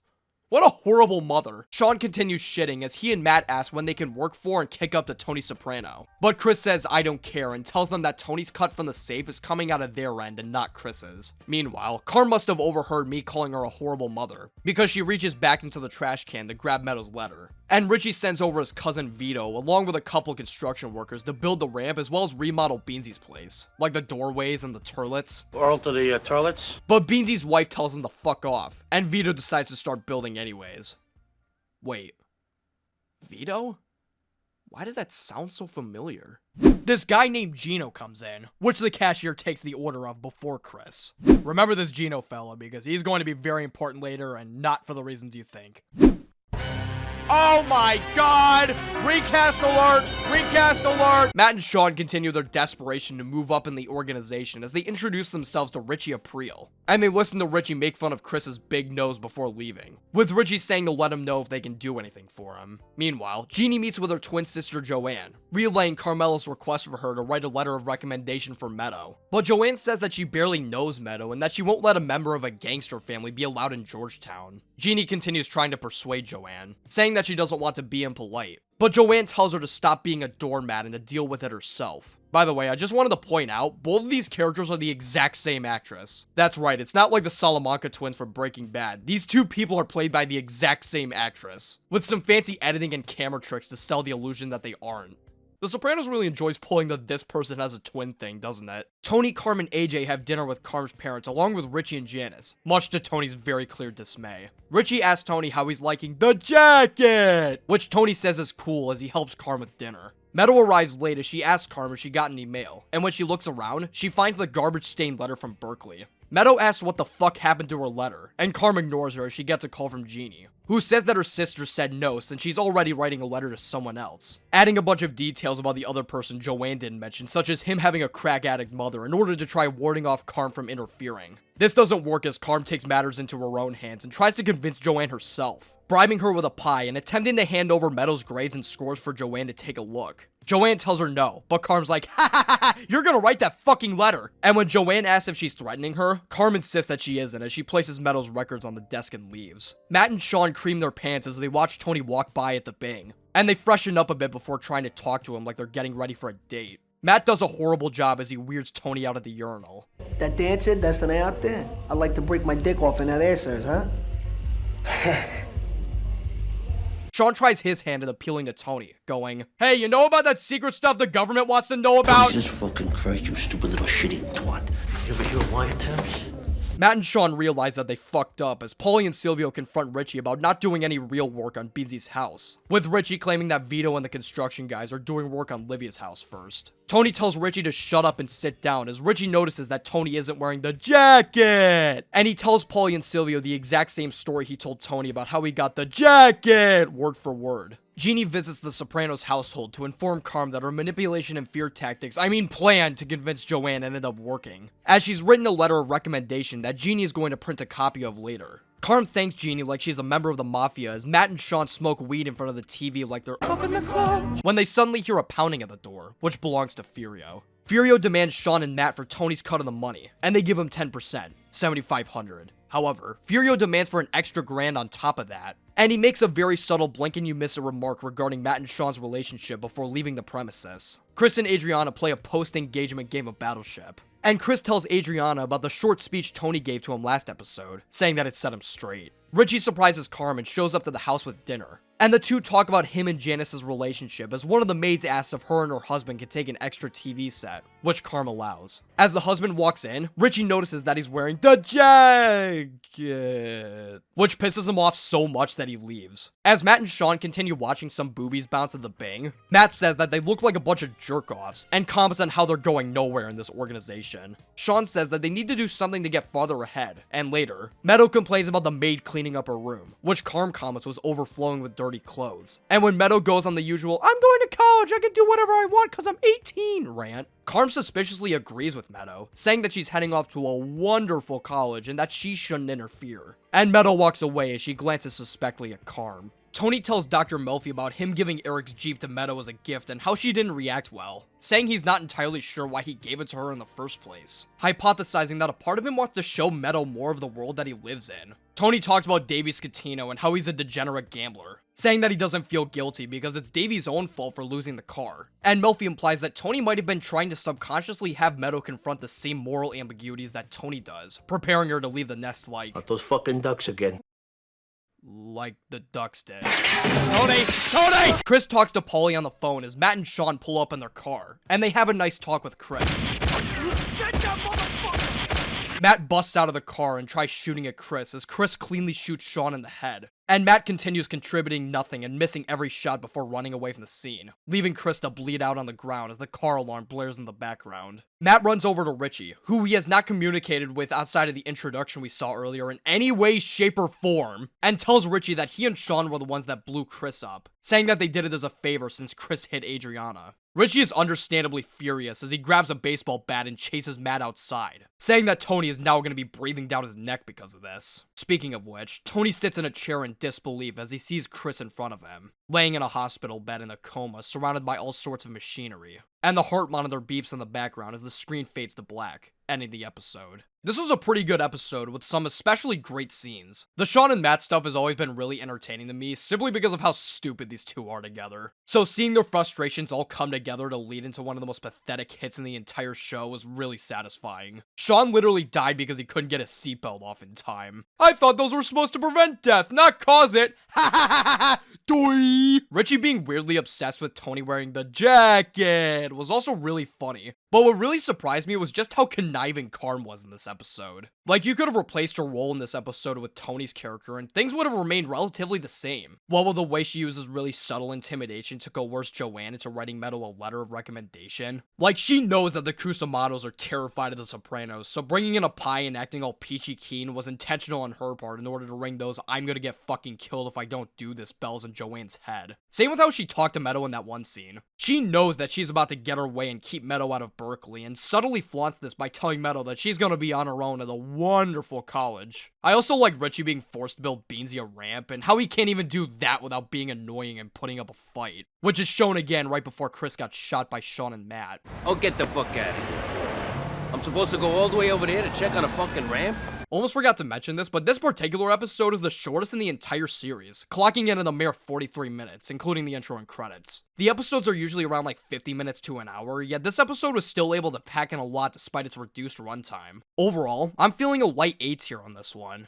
Season 2, Episode 9, From Where to Eternity. Back to normal. Ooh, this one was written by Chris himself. Let's see if he managed to write another masterpiece. Adriana comforts Chris as he continues lying in a coma. And Silvio comforts Adriana, telling her that Chris is a tough kid as Chris's mom bursts into the room in a drunken rage, telling Silvio to make the man who shot Chris suffer. Tony is informed of Sean and Matt, who he hilariously remembers nothing about despite the two nearly shitting their pants at the mere mention of his name. And Richie shows up to the hospital with Janice, with Paulie and Pussy saying that Richie's full of negative energy as Tony assures them that he'd only come by if he had dirt on Matt. Richie informs Tony of a guy named Quickie G who's helping them find Matt, and Tony gives Matt 5 days before he's found and given to Tony. Adriana's mother tells Carm about an associate named Ralph Rutado who just had a baby with his Gumar, and later that night, Carm tells Tony about Ralph, and brings up a Gumar that Tony was involved with months ago, saying that Tony should get a vasectomy in order to avoid having a bastard child, saying it could ruin the family. Tony insists that nothing bad could possibly come from sleeping around, proclaiming that he had the Gumar tested for AIDS anyways, and Carm angrily storms out of the room to sleep on the couch. What a healthy relationship. Adriana, Pussy, and Paulie wait around in the hospital as an alarm goes off in Chris's room, where the doctors are trying to resuscitate him as Adriana falls into a crying fit, worried that he's going to die. Tony gets a call from the hospital and rushes over with Carm, where Silvio reveals that Chris's heart suddenly stopped and that he's under surgery right now. They're like, "Come on, gang, gotta stay positive," as Carm leaves the room and prays. And we get this awesome scene as her prayer is interspersed with scenes of Christopher undergoing surgery while the rest of the family sits on pins and needles. She asks God to grant mercy to Chris despite his many sins and to deliver him vision and clarity, and oh boy, were those prayers answered. You'll see what I mean here in a second. As the family waits around, a doctor comes in and informs the family that Chris is finally in stable condition, but that he was pronounced clinically dead earlier ago for about a minute. He says that when Chris woke up, he asked twice for Paulie and Tony to talk with him, and Tony and Paulie take up this request and visit Chris in his room, where he tells Tony and Paulie of an absolutely terrifying vision. I believe that this point of the show fully opens the floodgates of what I like to call the weird shit. We saw a little bit of the weird shit when we saw Tony's dream last season along with his Isabella hallucination, but those were all taking place exclusively in Tony's subconscious. This is the point where that weirdness starts to bleed into reality and transforms The Sopranos from an amazing show to a legendary one. Chris tells Tony and Paulie of a vision that he saw when he was lying in his coma, saying that he went to hell for a brief moment and saw many familiar faces there, such as his father, as well as Brendan Fallone and Mikey Palmisi, whom he says are now best friends. He tells Tony that their hell is an Irish bar called the Emerald Piper, where every day is St. Paddy's Day, and that the bouncer informed Chris that he'd be there too once his time comes. He also tells the two that Mikey and Brendan were playing dice with Roman soldiers and a few Irish guys, saying that the Irish were winning every roll, and that Mikey gave Chris a message to deliver to Tony and Paulie when he made it out of his coma. Yeah, he said, tell Tony and Paulie, 3 o'clock. Paulie is intrigued by this as he asks Chris what Mikey was wearing, and Chris says that he was wearing a very old-fashioned suit, causing Tony to butt in and tell Chris that it was just a dream as he leaves the room. A lot of critics like to use the phrase show don't tell whenever they talk about TV and movies, as showing something like, say, an important vision is typically a lot more interesting than just describing what happened out loud. However, this is one of those weird, rare cases where tell don't show actually works a lot better here. Chris's unique interpretation of hell is left entirely to the audience's imagination, and it puts us in the shoes of Tony and Polly, who are equally left on their own to figure out what Chris's vision truly means. This also makes Chris's message that he supposedly got from Mikey a lot more foreboding and ominous, as Polly and Tony have no idea whether this is just a drug-induced hallucination or a message straight from hell itself. Supernatural elements are a surprisingly consistent aspect of the show, which I'll of course be talking about at length when the time comes again. And this is one of the first major steps that the show takes in this direction. It's never outright confirmed in the show whether or not these are merely hallucinations derived from subconscious guilt or secret messages from the afterlife itself, which makes these moments all the more intriguing and scary. It blends shockingly well with the themes and the tone of the show. Polly nervously asks Silvio what time Mikey Palmisi's hit was as we cut to Melfi's office, where they talk briefly about the conversation Tony had with Carm about getting a vasectomy. And Melfi brings up Chris's shooting, which reminds Tony of Chris's vision that he had. Tony says that this vision was nothing more than a dream combined with the morphine he was taking. Melfi asks Tony the very interesting question of who he believes deserves to go to hell. And Tony says that hell is only reserved for the worst of the worst, like cannibals, pedophiles, psychopaths, murderers. Whoops! I mean, not those kinds of murderers. Tony's doing generational mental gymnastics here, claiming that neither Chris, him, or anyone else from his crew is going to hell when they die because they're soldiers, and that soldiers don't go to hell, since they're always in a continuous war with all the other soldiers. Melfi asks if this really justifies everything that they do, and Tony changes the subject by going on another "we Italians used to have it so rough" rant, saying that American businesses were no different than how the mob is now, to which Melfi asks what the fuck Italian immigrants have to do with this conversation and how Tony lives his life now, to which Tony goes, "Wow, you're really criticizing me for stealing from people and killing them, huh? You jerk." Polly anxiously watches the clock hit 3 in the middle of the night, and his girlfriend tries to comfort Polly's worries, saying that Chris is a troubled kid and that his thoughts are very complicated. His girlfriend suddenly remembers a weird story involving rooms at a wedding that were also booked at 3 o'clock as the wind chimes suddenly get louder in the background. And Polly heads back to Chris's room with shit in his pants, saying, "Ha ha ha ha ha, that 3 o'clock thing is pretty funny, huh?" Ha ha ha ha. Polly asks if the bouncer had horns on his head, but Chris says that he looked normal. And Polly comes to the conclusion that Chris went to purgatory, not hell, because hell is hot and Chris didn't mention anything about the temperature, meaning that the 3 o'clock thing has absolutely no significance whatsoever. At all. Period. Melfi has an emotional meeting with Elliot discussing the last meeting she had with Tony, and how her feelings about Tony's actions are conflicting with her sense of responsibility and urge to help him. She says that she's resorted to drinking alone to cope with these issues, and how she's afraid of what Tony might do to her and her family as a result of her taking a stance against his actions as a mobster. Pussy meets with Agent Skip, saying that he's worried about Tony looking at him differently recently. We had sandwiches brought in the other night. 4 with ham, salami, gabagool.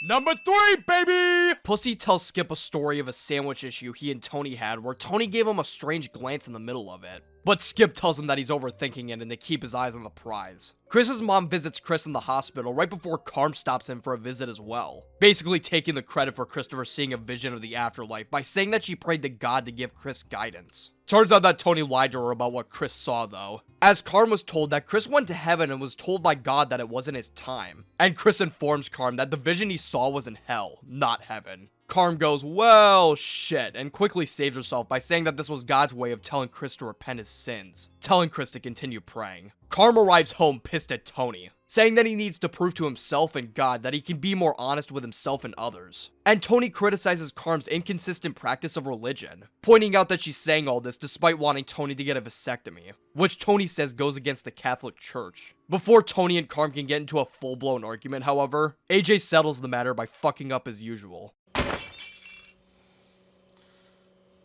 Tony projects all of his anger onto AJ, making a really mean comment about how he doesn't want a vasectomy because it would leave AJ as a singular male heir, which is understandable to say because AJ's an idiot, but still, pretty fucked up to say in front of your own child. Polly has a nightmare in the middle of the night, yelling about people dragging him to hell, and ends up waking up both of his girlfriend's kids. Polly takes the two to bed as the wind chime continues ringing in the background. And Polly continues nervously saying that what Chris saw was real and not a dream like Polly had, since doctors declared Chris clinically dead for a full minute, which would have led time for Chris to see the vision that he saw. Polly's girlfriend recommends going to a psychic who can contact dead relatives, and Quickie G walks into the pork store to inform Pussy of Matt's whereabouts, and scores a nice $20 out of it. Wait, 20 bucks? Seriously? You're giving up the location of a man who attempted to murder the nephew of a high-level mafia member and you only want 20 bucks out of it? Paulie visits the psychic, and while he initially thinks that the psychic's full of shit, he watches a man get emotional as the psychic helps gain closure with him and his dead father. And as Paulie becomes invested in the psychic's actions, the psychic walks over to Paulie, overhearing spirits talk around him. He speaks the name of the first person that Paulie whacked, Charles Pagano, which scares the ever-loving shit out of Paulie. And the psychic points out more spirits laughing, mentioning one of the spirits asking if Paulie's poison ivy still itches. Paulie acts rationally and nearly beats the shit out of the psychic. And when he demands to know what the spirits are talking about, the psychic says that he probably shouldn't say it out loud and asks Paulie to leave, causing Paulie to have one of the funniest reactions in the entire show. Fucking quiz! This scene is amazing, but the implications of it are pretty insane. It's possible that the psychic recognized Paulie to be a gangster and intentionally fucked with him by saying that the spirits were haunting him. However, I find it really strange that he knew the name of the first guy Paulie killed, along with the dynamic that the other spiritual mafia members have with each other. Again, it's one of those things that confuses the line between the Sopranos world having supernatural elements and Paulie just being paranoid out of his mind. Paulie starts day drinking as he worryingly tells Tony about this encounter, saying that he didn't call from his house and that he went under the name Ted Hughes when he signed up, and laments that he's carrying a bunch of ghosts with him, mentioning that it'd been over 30 years since he killed Charles Pagano. Tony says that he doesn't believe in any of the spiritual stuff and says that they got Matt to worry about. Later that night, Tony goes up to AJ's room with a pizza and a 6-pack of Coke, and apologizes to him for the rude comments he made to him earlier, saying that there was no excuse for what he said and how he relates to AJ and the way that they have hard times controlling their anger. He admits that he sees a lot of himself in AJ and how he feels AJ's shortcomings reflect onto his own character, which is very true as we saw last season, and he and AJ reconcile over pizza.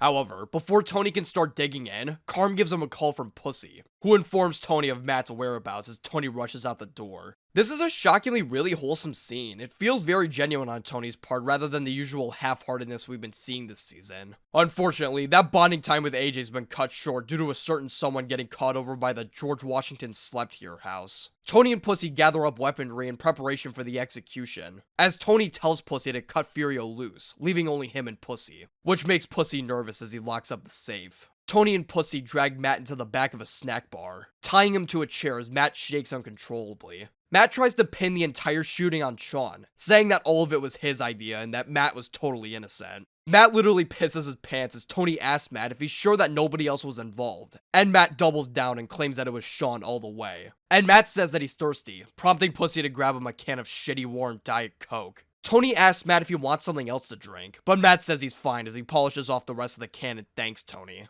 Just as Matt thinks he's in the clear, Tony tells Matt that that can of Diet Coke will be the last drink he ever has, which causes Matt to cry and call for his mommy. I'm not kidding either, he literally says mommy. God, mommy! Tony looks over at Pussy as he lands a few shots into Matt's body, confirming his loyalty to the crew as he and Tony riddle Matt's body full of holes.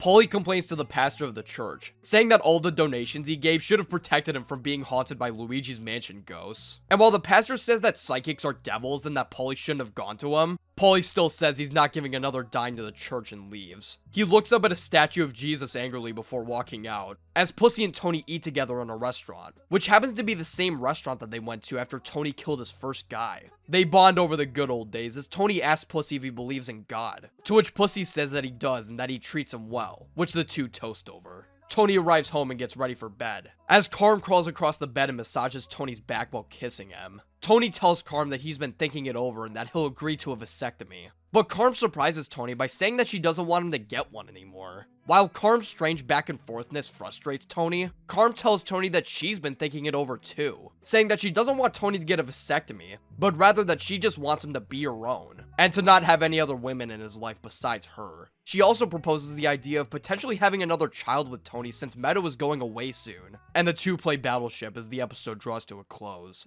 Damn, Chris is a good writer. This was an amazing episode. As I've mentioned already, we're fully introduced to the more weird and crazy aspects of the show that makes The Sopranos as legendary as it is. There's a big theme of religion in this episode, which makes sense given all the strange things going on with Chris and Paulie. And it was very funny hearing Tony try to claim that he's somehow not going to hell when he dies because I'm a soldier or some shit. It not only demonstrates Tony's hypocrisy, but it also highlights the fact that Tony probably thinks about this question a lot. And we'll be seeing a lot more of the guilt Tony has for his past sins as the show progresses. It's also funny seeing Carm tell Tony to find God because, like, okay, Tony, you can kill all the people you want. Wait, are you cheating on me? You're going to hell. This episode is chock full of fantastic and memorable moments, like Chris's dream, of course, Paulie's full-on paranoia taking over, Matt pissing and shitting everywhere. Everything about it was awesome. I'm feeling a high S tier on this one. Bravo, Chris. Season 2, Episode 10. Bust Out. Oh, fuck, wrong intro. There we go.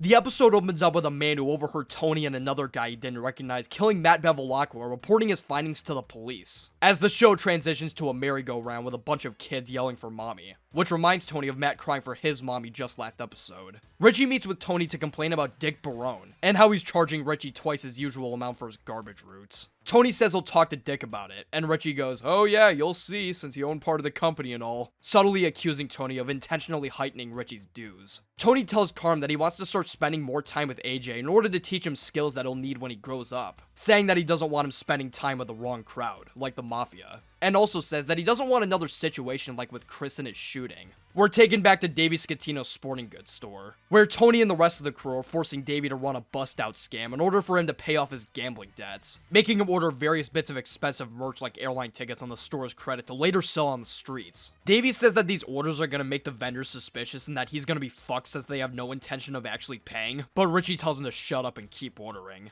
Tony spends some time bonding with AJ, and when he tells him to turn on the heater, AJ finds a spider inside, scaring him as he forces Tony to kill it instead of him. Come here. No way. Oh, come on. It was a leaf, you friggin' idiot. Just as Tony is having fun pranking AJ, however, the maid informs Tony that the police are here to see him. And Agent Harris informs Tony that the cops down at the station want to have a talk with him about a certain Matthew Bevilacqua. Tony shits his pants as he walks back outside with AJ. And Pussy meets with Agent Skip to give him information on Wabistics, saying that he hasn't met Tony in a while. And Skip's like, oh yeah, besides the night you killed Matt. And Pussy's like, ha ha ha, yeah. Wait, what? Skip is furious with Pussy, saying that Tony was spotted with a husky accomplice. But Pussy continues to deny that he shot Matt up with Tony that night. And Skip says that he's going to choose to believe Pussy as long as he gets Tony on tape claiming responsibility for the murder of Matt. Tony meets with his lawyer about this incident, and the lawyer tells Tony that the police don't have enough evidence to convict him yet and are only trying to rope him into making a story so any contradiction during trial will fuck him over. Tony sinks in his seat, saying that this is a very bad situation as Carm plans a senior night with some other moms, including Eric's mom, who's currently coping with Davey's disturbingly stupid life choices. Her brother Vic comes over to the house to pick her up, and Vic and Carm share some very suspicious glances at each other before they leave, with Carm claiming that she's going to be taking Vic's services to fix up her wallpaper. Davey is playing a game of Russian roulette by himself on the pool table, and he quickly shoves the gun into a ceiling tile when he hears his wife come home, claiming to just be fixing a light bulb. Oh, Richie, baby, he's a bastard. Oh my god. The show blindsides us with Janice and Richie playing an extremely kinky game of Battleship, with Richie holding a gun to Janice's head as Janice goes la la la. And Richie suddenly pulls out after Janice says shit like you're the boss and it should be you, which pisses Richie off, reminding him that he is in fact not the boss. Richie says that he needs to remain loyal so that things don't collapse, but Janice keeps trying to push Richie to make a move against Tony, reminding him that Junior still thinks the world of Richie. Richie brings up how Tony disrespected him when he gave him the jacket, and Livia comes down to ruin the mood and complain about nothing. Carm has a very erotic dream that night as she notices Tony isn't sleeping with her, and it's revealed that Tony is having a meeting with the crew about his current predicament. They tell Tony that it was an eyewitness who reported him, not a rat, and Tony starts panicking about how he's gonna have to go off the lam for this. While Tony's having a mental breakdown, Davey decides that this is the perfect time to complain about the fact that he's got a lawsuit in the mail and how he's gonna go to jail for fraud. But Tony screams in his face to fuck off. They're gonna know after this that it's fraud. How am I going to jail for this? Get the fuck back in your fucking hole! Now!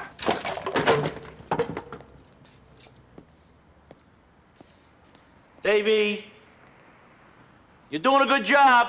Paulie and Furio tell Tony that they'll take care of this witness, and the next day, Carm and Christine have lunch, where Christine complains about the fact that Davey hasn't taken her to dinner in months, saying he's been heavily preoccupied lately. She mentions his horrific gambling problem, and reveals the very unfortunate fact that the sporting goods store is in her name, not Davey's, meaning that the bust-out scam going on unbeknownst to Christine is going to fuck her over more than Davey. I wish I could say that this is the last family member that Davey's fucked over from his own actions, but oh boy, is it gonna get worse. Carm mentions Christine's brother Vic, saying it was nice to meet him, and Christine mentions that his wife died a while back, causing Carm to say, "Oh no, that's so sad. Oh man, if only there was some other woman that could get with him." Tony gets AJ a new fishing pole that he definitely didn't get from Davey's store, but AJ says that he can't hang out with Tony because he's gonna meet some friends at the mall, which makes Tony sad. Tony talks about this sadness with Dr. Melfi, with Melfi saying that this is a very bittersweet period in a parent's life. And Tony segues over into the slightly bigger issue at hand, the fact that he might be going to jail for a while. Melfi says that they've agreed not to talk about stuff like this, but Tony complains about this fact, proclaiming that he didn't do it and that he should be able to talk to his feelings when it comes to killing people. And Melfi passive-aggressively asks Tony how he feels about going to jail. Tony says that the police can do whatever they want with him after AJ and Meadow have left the house for good, saying that they need a father figure in their life, especially AJ.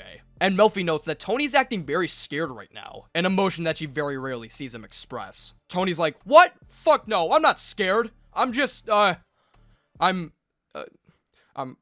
scared. Fuck, god damn it, I hate you!"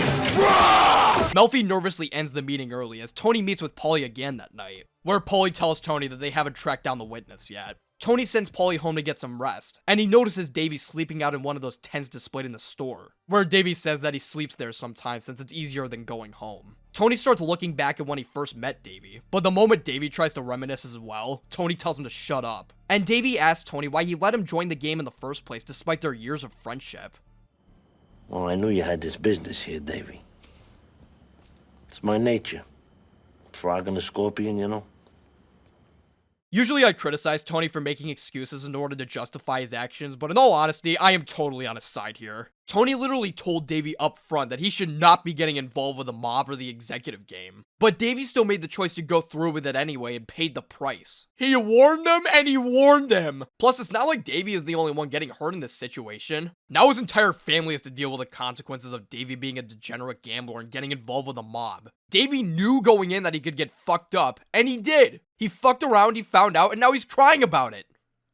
Bitch. I'm really glad the writers made Davey a total bum and a terrible person instead of some innocent guy that just happened to get caught up in the lifestyle. It makes for a very entertaining character as well as an equally entertaining performance from the T-1000 himself. Tony tells Davey that the only way out now is planned bankruptcy, and Davey cries like a baby as if he didn't just gamble $50,000 earlier. AJ does decently at his swim meet as Carmelo goes, "Fuck yeah, dig deep!" And AJ meets with Carm afterwards, asking where his dad is. And Carm says that he had to go to a meeting, which bums AJ out since this was the last meet of the season. It's pretty sad seeing AJ and Tony miss out on multiple opportunities to bond with each other, especially after the scene we saw last episode. Tony gives $400K to his lawyer in case shit hits the fan, and he tells AJ to stop playing games and go to bed, rather than sitting down to join in to kick his ass like he did last season. Carm says that he owes AJ an apology for missing his swim meet, which Tony says he completely forgot, but that he doesn't feel bad because AJ rejected time with him to spend time with his friends at the mall. A statement so childish that even Carm immediately calls him out on it.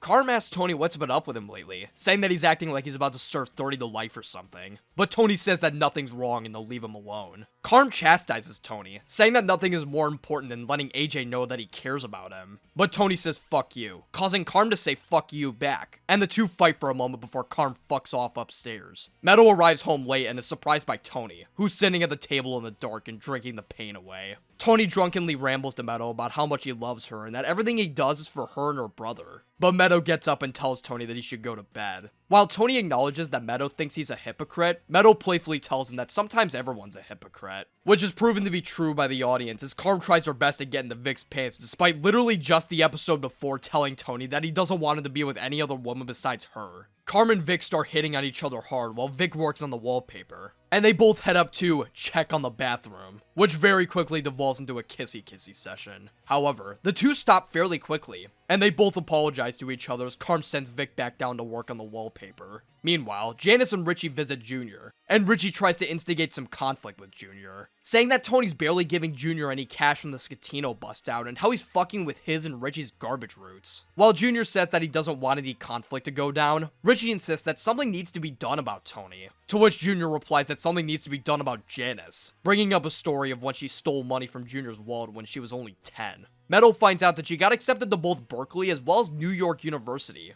and she decides that Livia, of all people, is the best person to tell this to. Surprisingly enough, Livia actually acts tolerable, dare I say likable in this scene, as when Meadow says that she hasn't been accepted to Georgetown yet, Livia says that she doesn't owe them anything and slips her some cash before Meadow heads off. Wow. Livia was likable? Like, for an entire scene? Holy shit. I never thought this day would come. Oh my god! She did it! Carm sits in the room admiring the new wallpaper as she gets a call from Vic, apologizing again for what happened and how he's been so lonely without his wife. He says that he'll reschedule his meeting so that only his partner will work on the wallpaper, but Carm tells him to stay and even offers to take him to lunch, which Vic reluctantly accepts. The guy who ratted on Tony earlier reads with his wife, and his wife finds out in the newspaper that the murder he witnessed was, whoopsie daisies, a mafia hit, which causes him and his wife to panic as they call the detective. We're taken to this awesome scene of Davey talking with Vic, attempting to encourage Davey as he slumps over at the bar by saying that they're gonna take him back to Gamblers Anonymous. Davey acts like a little bitch and cries about how Christine and Vic didn't stop him from dropping out the first time, and Vic asks Davey exactly how much he lost, to which Davey admits that he lost everything, including his savings and the business. Vic angrily tells Davey that he's moving Christine and Eric far away from Davey until he can get his shit together, and mentions that Eric got accepted into Georgetown today, and comes to the horrible realization that Davey also blew Eric's college fund as well, as Davey continues slumping over at the bar.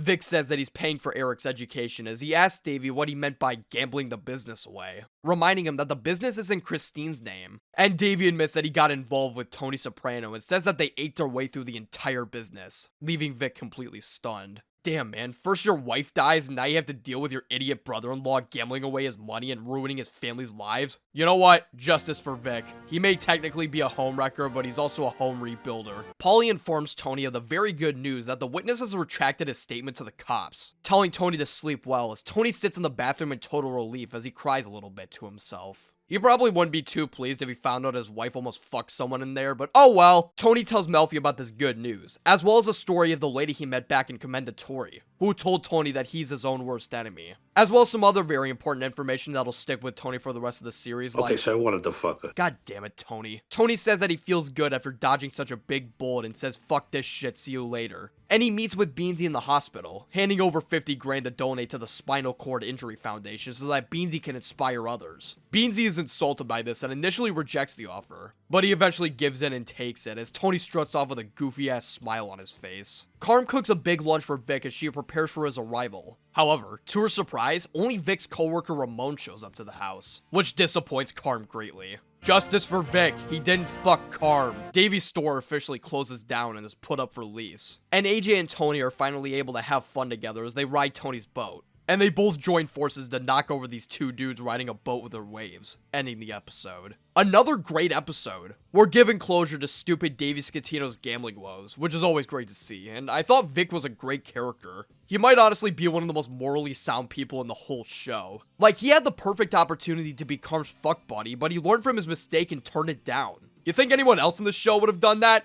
Fuck no. It was really interesting to see Tony Soprano depicted at his absolute lowest, mentally speaking. Like, we saw Tony during Isabella when he was fucked up on lithium, but this time there were zero outside forces to make Tony act this way besides his own mind. And it was fascinating to see how he coped with the prospect of losing touch with his family. He wasn't just some stoic badass who was able to handle the situation with ease. He genuinely struggled and even resorted to drinking in the middle of the night. I love the little detail of all the items being sold from Davy's store appearing in parts of the episode. Like the Ramlosa appearing in Artie's restaurant, which he says he got a great deal on. The Ramlosa appearing again next to Junior as he watches TV, as well as Janice and Richie bringing in more of said items like shoes and red coolers. The latter of which appears again when Carm tries to hit on Vic by offering him a new cooler. I love when shows sneak in details like this that most viewers probably wouldn't even notice. Like the name of Tony's boat here. It's called the Stugotz. You know what that translates to in English? Penis. It means penis. Overall, I'm feeling a light S tier on this episode.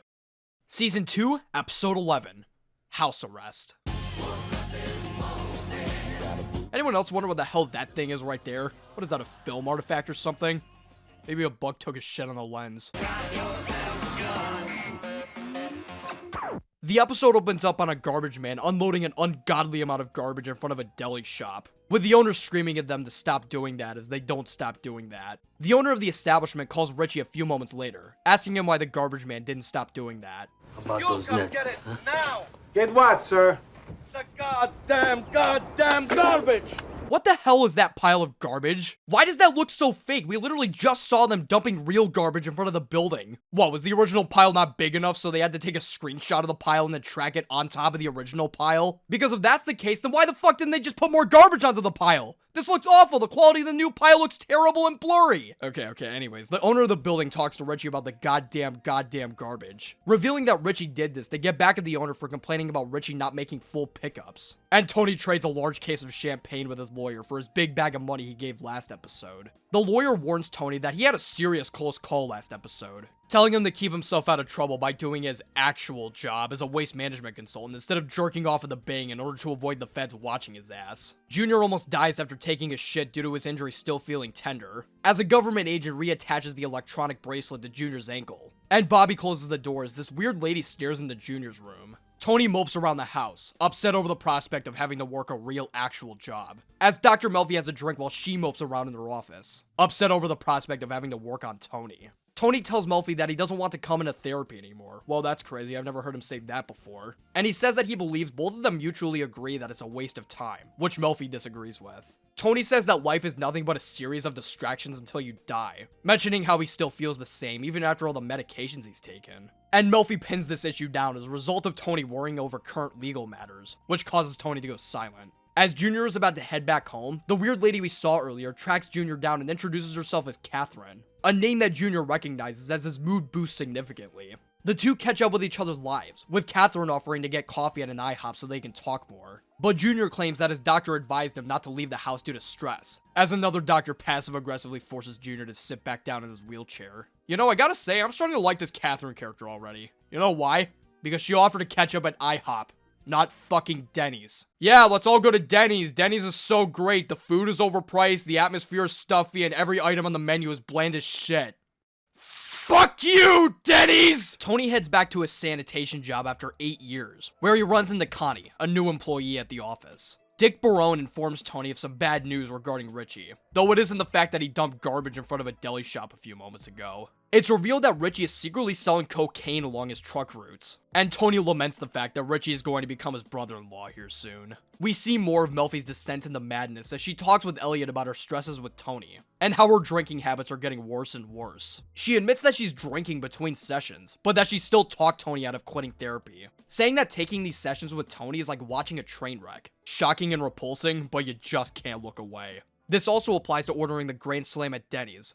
Fucking shitty ass breakfast. Hope you brought the Pepto-Bismol, otherwise your morning is totally fucked. Junior is required to wear a CPAP machine as he flirts with the lady putting it on, as Catherine stops by for a visit with some food. However, Junior says that the nurse is just about to examine him as an excuse for her to leave the house, and Catherine and the nurse leave, with Junior telling the nurse that Catherine went to school with his older brother. Bobby asks why he sent Catherine away, with Junior claiming that he and Catherine don't have much in common, and not the fact that he's trying to hide his current health and legal matters. And we transition to Tony and Carm hanging out at a party, with Tony talking with Dick about business matters. Richie and Janice ransack this conversation, reminding Tony of their engagement, and Tony brings Richie aside, confronting him about the coke being sold on the garbage routes by him and Junior. Tony tells him to knock it off since he doesn't want the cops breathing down their necks again, which is understandable, especially considering Tony almost had the cops arresting him last episode. And while Richie claims he needs the extra money for the house, Tony still tells him that it ends now. Tony gets really heated up as he raises his voice at Richie for dumping the garbage in front of the deli, and Richie silently leaves as Tony's mind starts racing in a million directions. He starts to have a major panic attack as his vision starts going blurry, and he passes out onto the floor as Carm and Janice help him back up. Tony ends up in the hospital as Carm complains about Melfi, since Tony is still having issues despite talking with her for a long while. And the doctor tells Tony that the issue isn't a physical one, a statement that pisses Tony off, since he'd rather it be a physical problem at this point so there'd be a clear way to fix it. Bobby feels a sense of poetic justice somewhere as the doctor tells Tony of another way this issue could be fixed.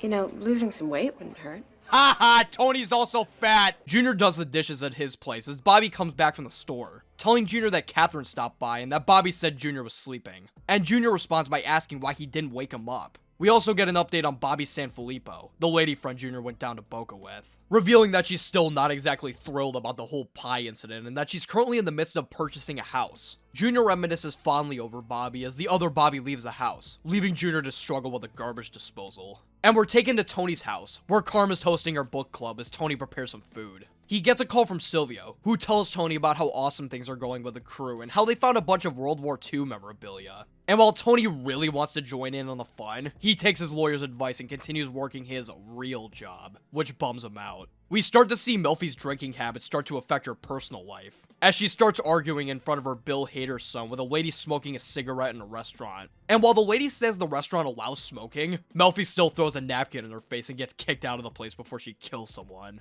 It turns out that Junior got his arm stuck in the garbage disposal for over 6 hours, and he's saved by Richie and Janice, who laugh at Junior's predicament as Junior gets pissed off and embarrassed. Why didn't you just call a plumber?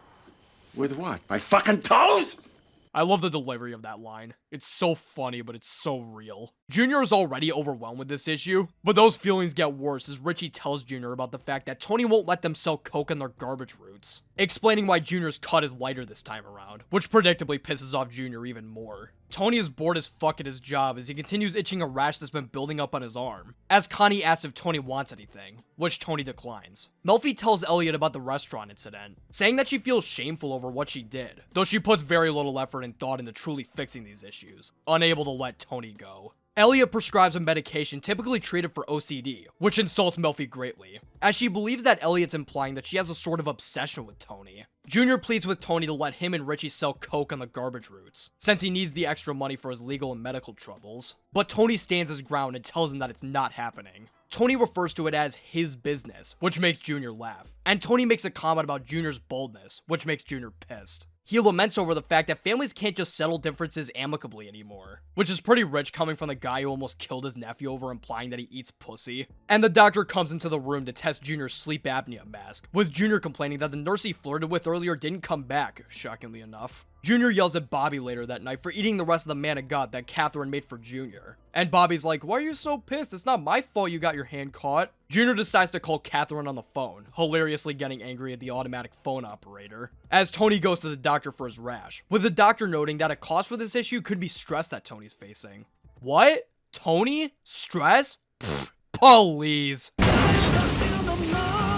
The doctor also notes that the issue could come from something in the air of the office Tony works in, which relieves Tony a bit, as it means that people are starting to buy the lie that he works at a real job. And the doctor says to Tony that he should talk with Dr. Cusimano about managing stress levels. A piece of advice that Tony takes to heart. Just kidding, he plays Battleship with Connie. I swear to God, there's never a smooth moment in this show. One minute you're watching two characters have a close moment with each other, and the next minute you're watching someone get blasted from behind. Weirdly enough, I actually really enjoy how abrupt the editing can be. It feels realistic in the way that real life can go from one emotion to the other really quick. Junior finally talks to Catherine again, with Catherine asking whether or not her late husband was involved with the mafia due to finding random stacks of cash around the house, which Junior denies. Tony and Carm explore around a new house that Janice and Richie are looking at, and Tony talks to Richie in his salmon pink getup, asking if they're all clear about the whole selling coke debacle, and Richie says yeah whatever as he talks about the house, with Janice coming back in to be all lovey-dovey to Richie. The prospect of Richie being his brother-in-law almost causes Tony to have another panic attack, and he quickly leaves the house to get some fresh air as Richie obnoxiously taps on the window to get Tony's attention,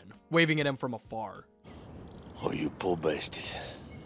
Tony finds out from Dick Barone that Junior and Richie are still selling coke, as he informs him that they got a drive-around video dealing blow in an arcade, and Satin calls Junior at home, jealously asking Junior about what he's doing with Catherine, but Junior tells her to fuck off and hangs up. Junior meets with Catherine again, where they talk about Livia and how sad and pathetic she is. And while Catherine offers to go out to lunch, Junior says no and finally admits to Catherine that he's under house arrest, saying that he'll understand if Catherine doesn't want to be around anymore. However, instead of walking away, Catherine actually stays with Junior, offering her help to him if he ever needs it. Tony tells Melfi about the fact that he still has panic attacks and feels miserable despite the new lifestyle he's taken. He also mentions the fact that Melfi seems a lot more mellow than usual, like she's drinking on the job or something. But Melfi brushes this comment off and tells Tony that he may have alexithymia, a condition that causes a person to crave endless action in order to avoid acknowledging the terrible things that they do, which is common among people with antisocial personalities. Tony expands upon this statement, asking Melfi what an antisocial personality does when they aren't distracted.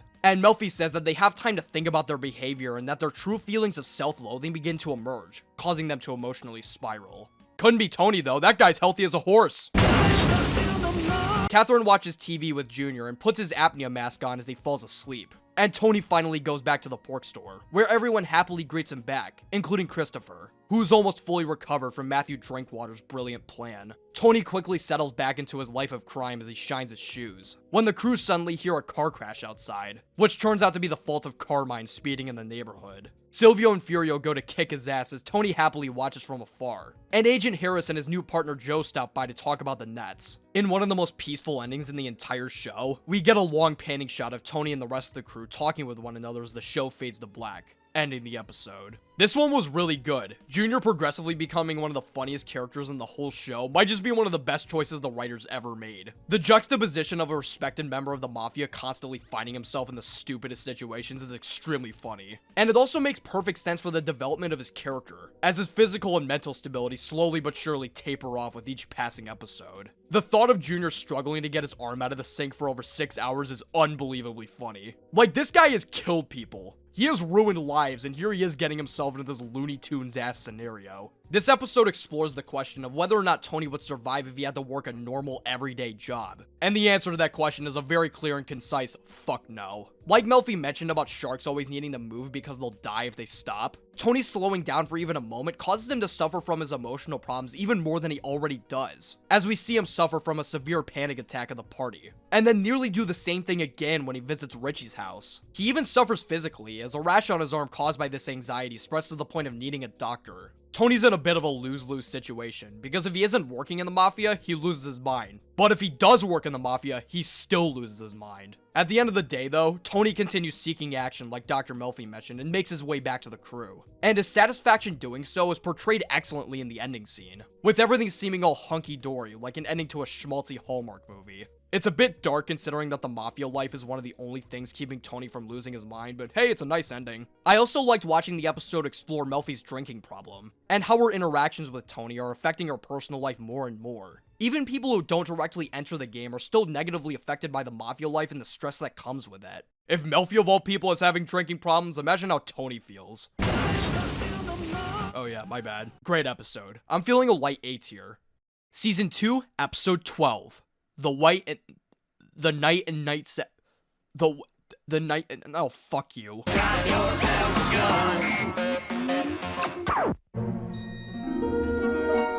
The episode opens up with a guy and a girl dancing to fancy classical music as Janice and Tony move a couch into the house. The guy is revealed to be Richie's son, who turns out to be a very talented ballroom dancer. And Tony makes a comment about Richie not exactly being thrilled about this, which I'm sure won't lead to any life-altering consequences for Richie. We're also introduced to Jackie Aprile Jr., Jackie Aprile's son, who's in the house drinking and watching TV with friends. And Tony comments on the fact that Jackie Aprile would be disappointed if he found out his son dropped out of college. Janice and Tony have an argument over her marrying Richie, with Tony saying he doesn't want him around his kids, and Janice defending Richie for everything that he's ever done. And Janice makes a comment about Tony dicking around with Irina. Tony's like, screw you, I don't even see her anymore. And he leaves the house to play Battleship with Irina. Due to the promise that he made to Carmela, Tony is currently trying to break it off with Irina, telling her that she needs someone else in her life that will actually provide her with things like a family, stable income, and all that good stuff. But Irina says that she doesn't want that and just wants to mooch off Tony instead. While Irina keeps being dramatic and threatening to kill herself if Tony leaves, Tony stands his ground and tells her that it's over, telling her to talk to a guy in modeling that he referred her to earlier so that he can take care of her. And Irina agrees and tells Tony how thankful she is. I hate you!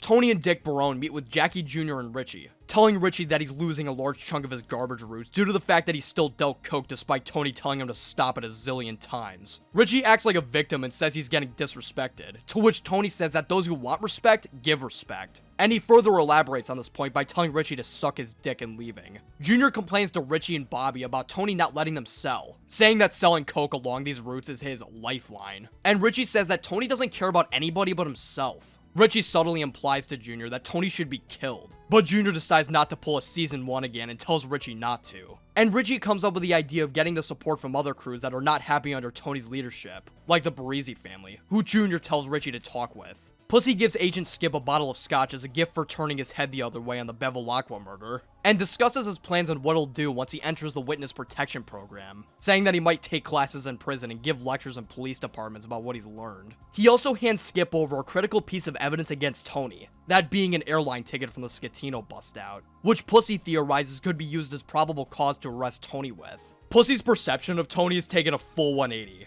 As when Skip tells Pussy that he wants him to wear a wire at Janice's engagement party, Pussy has no problem doing so, claiming that Tony saw him as nothing but his errand boy, referring to the time he got AJ's science teacher as Saturn back as the moment he lost all faith in Tony. Carmelo smells some pants as Janice's engagement party goes underway, with Pussy asking Tony if he's got any more airline tickets. However, Tony is too preoccupied watching his future brother-in-law mingle with the family, calling him a creep as he forces Meadow to get far the hell away from Richie. As if things couldn't get worse for Tony, Janice tells Tony about Livia, saying that she wanted to come to the party and how she's a completely different person after taking Prozac. A revelation that angers Tony as he goes over to Carm to complain about it. Carm doesn't give a shit though, as she walks away right before Janice and Richie give their big speeches. Ricky tells Richie that he's proud of him and Janice as Richie looks like he wants to punch a hole in the wall, and Janice gets on the verge of tears and kisses Richie as everyone celebrates. Overwhelmed by the sight of Janice and Richie acting loving and caring of one another, Carm walks away from the scene into the kitchen as she finds herself crying uncontrollably, reminded of the good times that she used to have with Tony. Carm watches a sad movie later that night as Tony goes to the hospital with Svetlana, one of Irina's cousins, who informs Tony that Irina tried to commit suicide by taking 20 sleeping pills. Irina asks Tony what she's going to do without him, and Tony gives her a hug to try and calm her down as Irina cries on his shoulder. The next day, Janice and Carmela try her wedding outfit on, with Carmela going, "Man, I remember when I got married. Those were some good times." Yeah, I'm sure they were. Yep. Good times.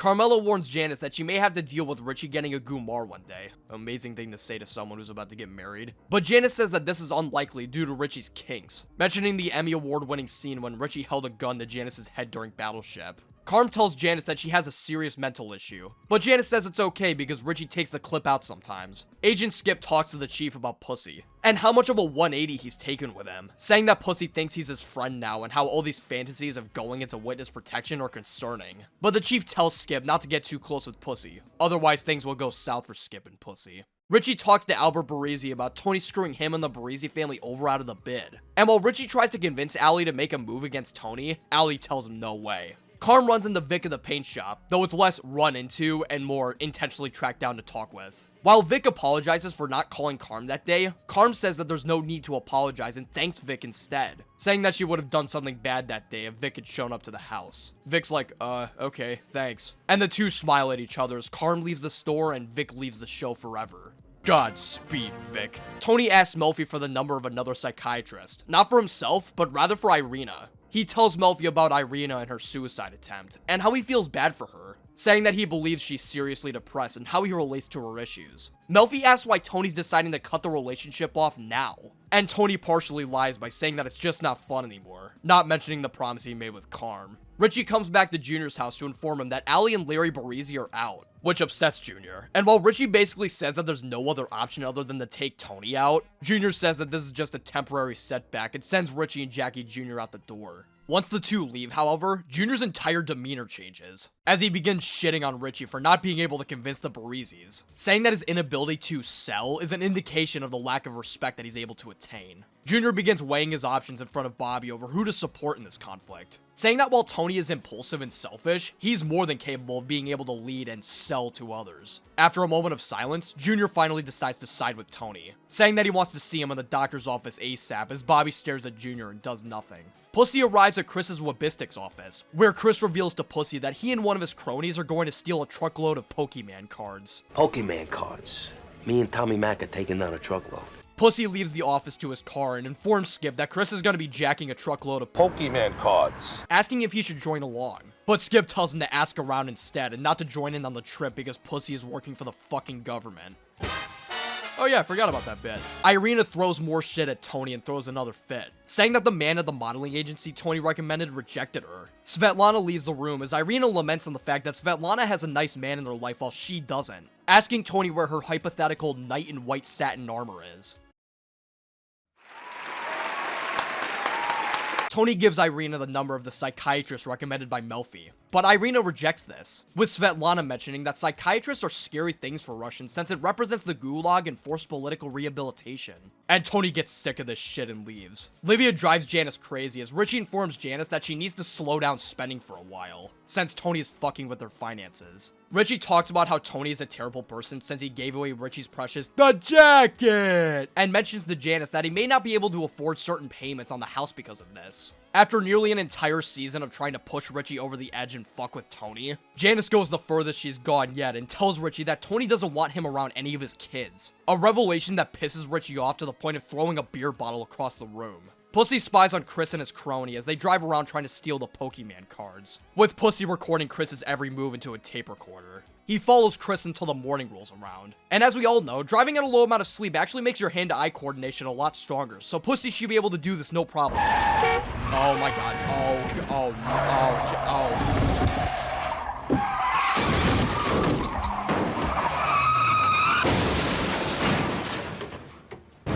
I swear, this might just be one of the most unnecessarily violent scenes I've ever seen in a TV show. A simple car crash would have sufficed, but whoever wrote this episode decided to add a guy on a bike getting total ass. And you know what?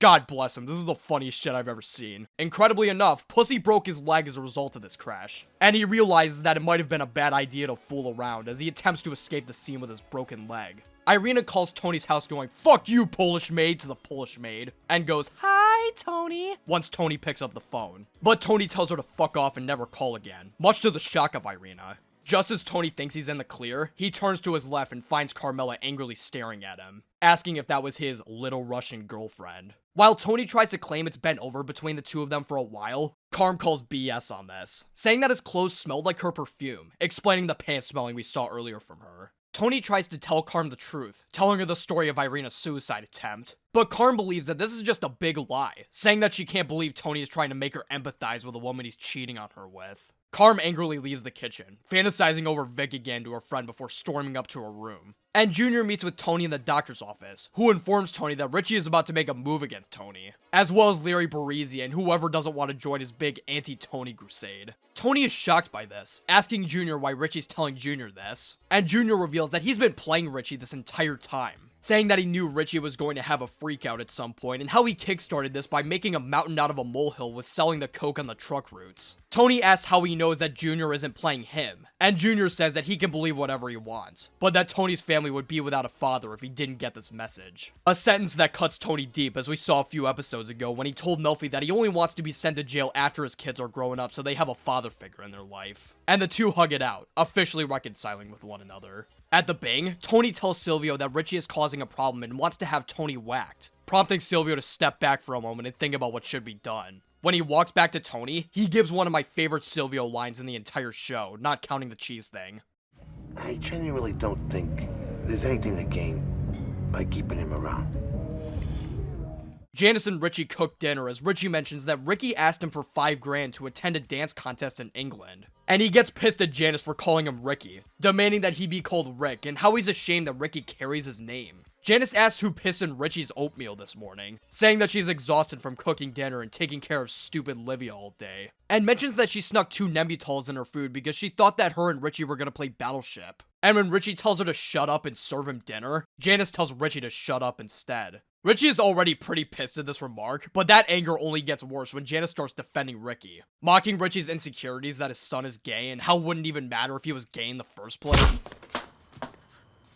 After processing the shock of being punched in the face by Richie, Janice watches as Richie serves himself to the dinner that she cooked for him, with Richie mockingly asking if she's gonna cry as Janice walks away from the scene, panting under her breath. As Richie eats dinner, however, Janice re-enters the room with a gun in her hands. The fuck out of here. I'm in no mood for you. Ow. Oh.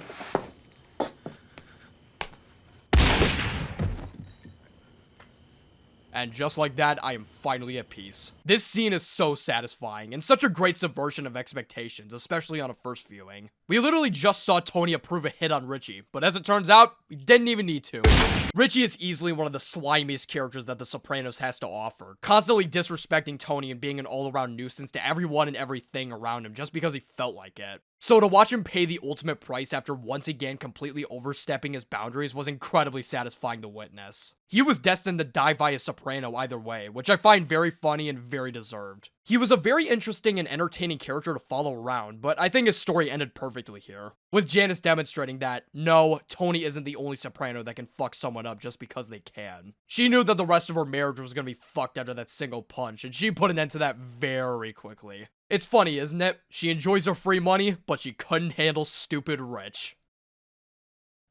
This is the smartest joke you're gonna hear from me. Anyways, after Janice kills Richie, she quickly calls Tony, telling him to come over immediately and that she can't say what happened. Tony walks out of the house as Carm thinks that he's going to meet Irina again. And when he arrives at Janice's place, he sees her sitting on the ground by Richie's corpse, crying while stammering and saying she didn't mean it. Tony silently goes, "Yes, let's fucking go," in his head as he obtains the gun from the cabinet, telling Janice to take a shower and give him the clothes and shoes that she has on. Meanwhile, Agent Skip visits Pussy in the hospital, and he chastises him for being stupid and irresponsible, asking Pussy what would have happened if he was spotted by Chris. You hit a fucking 7-Eleven clerk.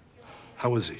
In a coma. Fuck. While Pussy says that he has a lot to offer to the police, Skip flat out tells Pussy that he is not an FBI agent, saying that he's gonna give the info, do his time, and start a new life, plain and simple. And he comforts Pussy by touching his foot for some reason. Tony calls over Chris and Furio to help with a dead body, as somebody else calls over Janice's place, who turns out to be Carm. And she hangs up immediately after hearing Tony's voice, realizing that he was telling the truth after all. Chris and Furio carry Richie's corpse in a garbage bag as Janice runs over hysterically, begging Tony not to go as he says they'll be right back. Chris and Furio chop up Richie's body as Janice stays up till early in the morning in total hysterics. And stupid Livia rides down the stairs asking what's the matter. Tony tells Livia that Richie left the house and hasn't come back and that Janice is worried about him. And Livia cruelly says that that's the story of her life, saying that Richie ditched Janice. In one of the rare moments of Tony sticking up for his sister, Tony chastises Livia for being a horrible mother, saying how she's always nagged Janice for her weight and how she always called her a tramp, which prompts Livia to monologue for the 80th time about how she tried her best and how hard it was and how she gave everything to them on a silver platter, blah blah blah. Even while proclaiming what a great job she did as a mother, however, she tells Tony that he's cruel, and Tony walks out the door in frustration. Despite pinning the blame on Tony for being a cruel person rather than herself for raising him to become one, we see how much of a bold-faced lie it was as Tony trips on the stairs and falls to the ground, accidentally revealing the gun in his jacket. And Livia laughs in Tony's face while pretending to cry, showing just how rotten to the core Livia really is. What a c***! In case you're wondering what Silvio was left to do now after the plan to kill Richie ended prematurely, Tony sent him over to Irina's place to deliver $75,000, as well as some advice, telling her that time heals all wounds and that it's not right to get hung up on one thing forever. Silvio exits the house as Janice begins her exit out of New Jersey in order to avoid any potential law enforcement. Tony hilariously says that Janice had a pretty great visit as Janice asks what the hell is wrong with her family. And Tony admits to Janice that he sees a shrink, and says that she tells him that Livia is a narcissistic personality, one who is incapable of experiencing joy, a complete contrast to their father. Tony says that it might be a good idea for Janice to seek therapy as she breaks down a bit over Richie, saying that she loved him so much as Tony tells her to go before she misses her bus. Tony watches Janice leave back to Seattle in the bus, thinking to himself, holy fucking shit, I need a beer. Tony arrives back home as Carm reads on the couch, and Tony informs Carm that Janice has left back to Seattle and how Richie is gone. Carm informs Tony of some breaking news as well, telling him that she's going to Rome with Rosalie Aprile for 3 weeks, and that Tony is going to have to take care of the kids and their needs during that time period. Because if I have to do it, Tony, I just might commit suicide.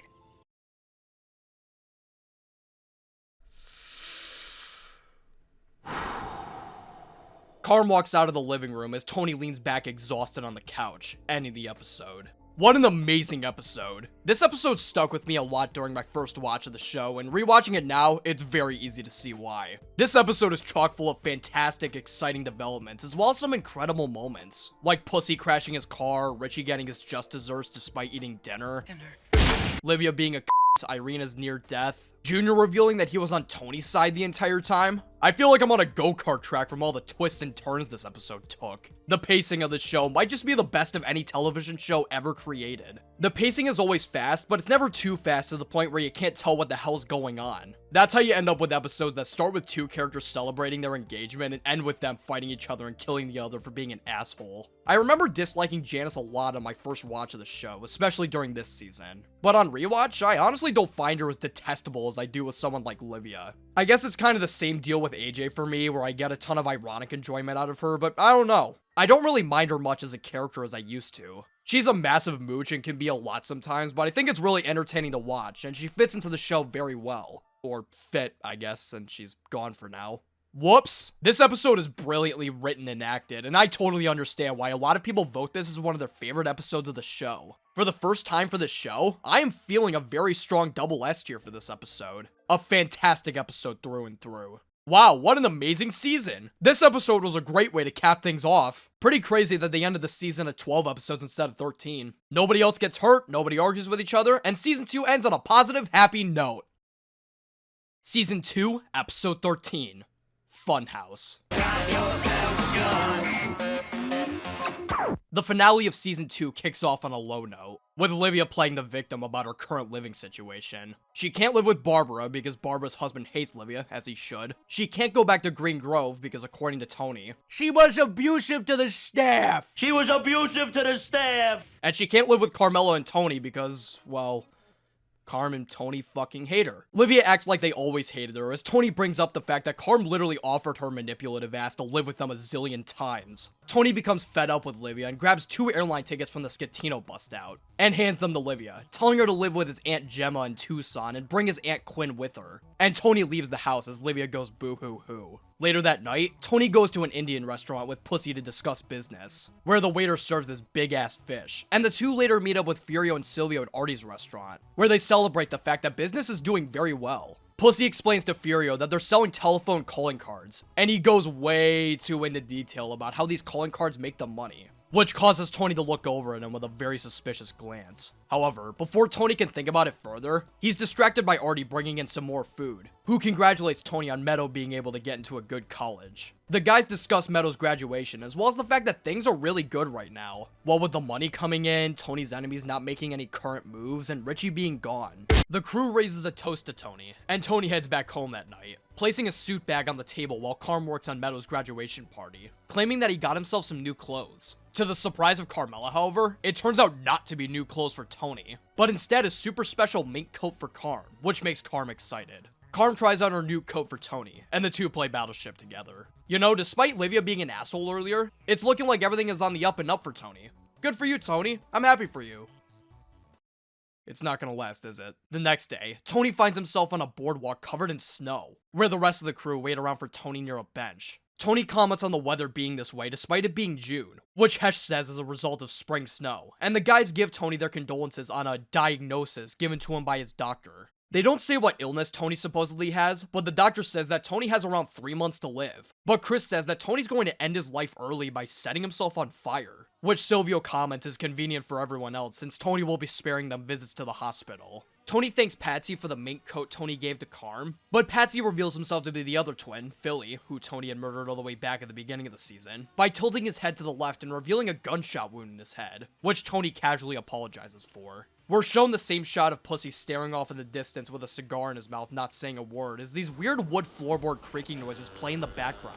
And Tony says fuck this, saying that certain people are never coming, and walks over to a jerry can filled with gasoline, which he pours all over his body. Tony asks where Pussy is as Philly gets his shoes shined by Gigi, the guy who killed Philly. And Paulie hands a lighter over to Tony to set himself ablaze. Before he does so, Chris asks what if the doctors are wrong about Tony's diagnosis, and Tony thinks about it for a second.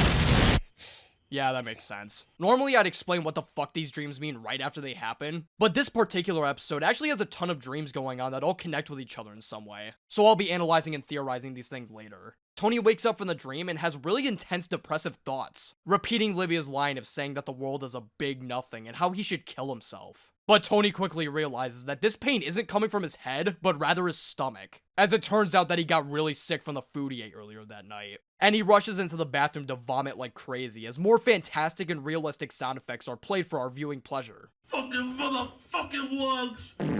Back in real life, Pussy meets with Agent Skip, handing over a tape recording as well as his cut of Tony's earnings, which Skip gives only 2 bills of to Pussy. Pussy complains about not getting enough money as Skip assures Pussy that he'll be able to earn well once he's in witness protection, but Pussy angrily storms out of the car. Carm helps Tony into bed and tells him to sip on a Coke to feel better. Because as we all know, sugary carbonated drinks are the perfect solution to a stomachache and not something stupid like Pepto-fucking-Bismol. And Tony says some racist shit about Indian people before nodding off to bed, mumbling incoherently and reassuring that Carm loves the coat, which she says she does. We're taken back to Dreamland, where Tony finds himself back on the same boardwalk, with none of his crew anywhere to be seen. The noises of wood squeaking become louder as Tony spots Junior staring at him through a window. Tony then finds himself walking in place on the boardwalk as Silvio's voice can be heard asking where he's going. And Tony says that he doesn't know where, but that he knows that somebody's looking for him, though he doesn't know who. Silvio then slides in the frame and repeats that one quote from The Godfather that he imitates whenever Tony and the crew want a good laugh. Our true enemy has yet to reveal himself.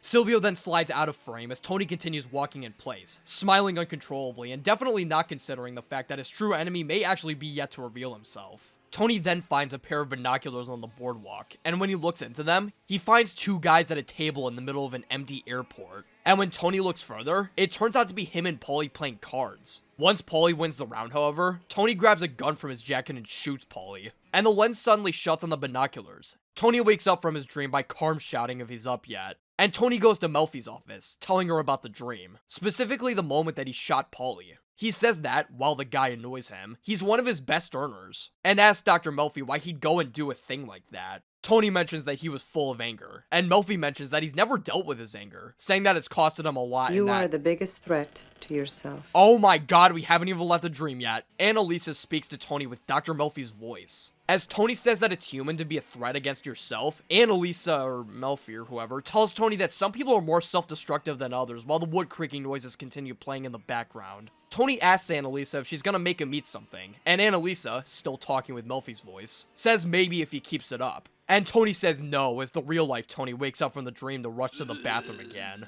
Carm comforts Tony as Tony says he feels like he's gonna die, wrapped up in a blanket, commenting on how cold he feels, as Carm says that Tony likely contracted food poisoning from that night's dinner. We cut back to Dreamland for a moment as Tony walks into a car driven by Adriana, with Chris sitting in the back. Tony asks Chris where Pussy is, which Chris doesn't answer. And Tony is given a roll of toilet paper by Furio, who suddenly appears next to Chris in the back as Adriana drives off, revealing the car to be a tiny little red thingy as Tony wakes up with shit in his pants. Artie arrives at Tony's house to finalize the menu for Meadow's graduation, where Carm reveals that Tony has food poisoning. Artie assures that it didn't come from his place as Tony demands Artie to come upstairs, where he starts blaming Artie for his food poisoning and saying that it was the muscles that caused him to feel this way, mentioning that they came up undigested. And while Artie begins to defend himself by saying that they couldn't have affected Tony's body if they were undigested, Tony's body is too busy shutting down as Tony rushes into the bathroom to vomit and shit again. Artie calls Pussy's house to make sure that he's okay, mentioning that Tony is a bit green around the gills, a description that's going to be very ironic in a few moments. And Pussy says that all he had was a bit of diarrhea and nothing more. He mentions that he and Tony had basically the same meal, but with different courses. And Artie hangs up on Pussy as Tony says that he can't get off the boardwalk, referring to the one in his dream, of course, and asks Carm and Artie to let him die as he hops off the bed to go puke again, which Artie and Carm help him do.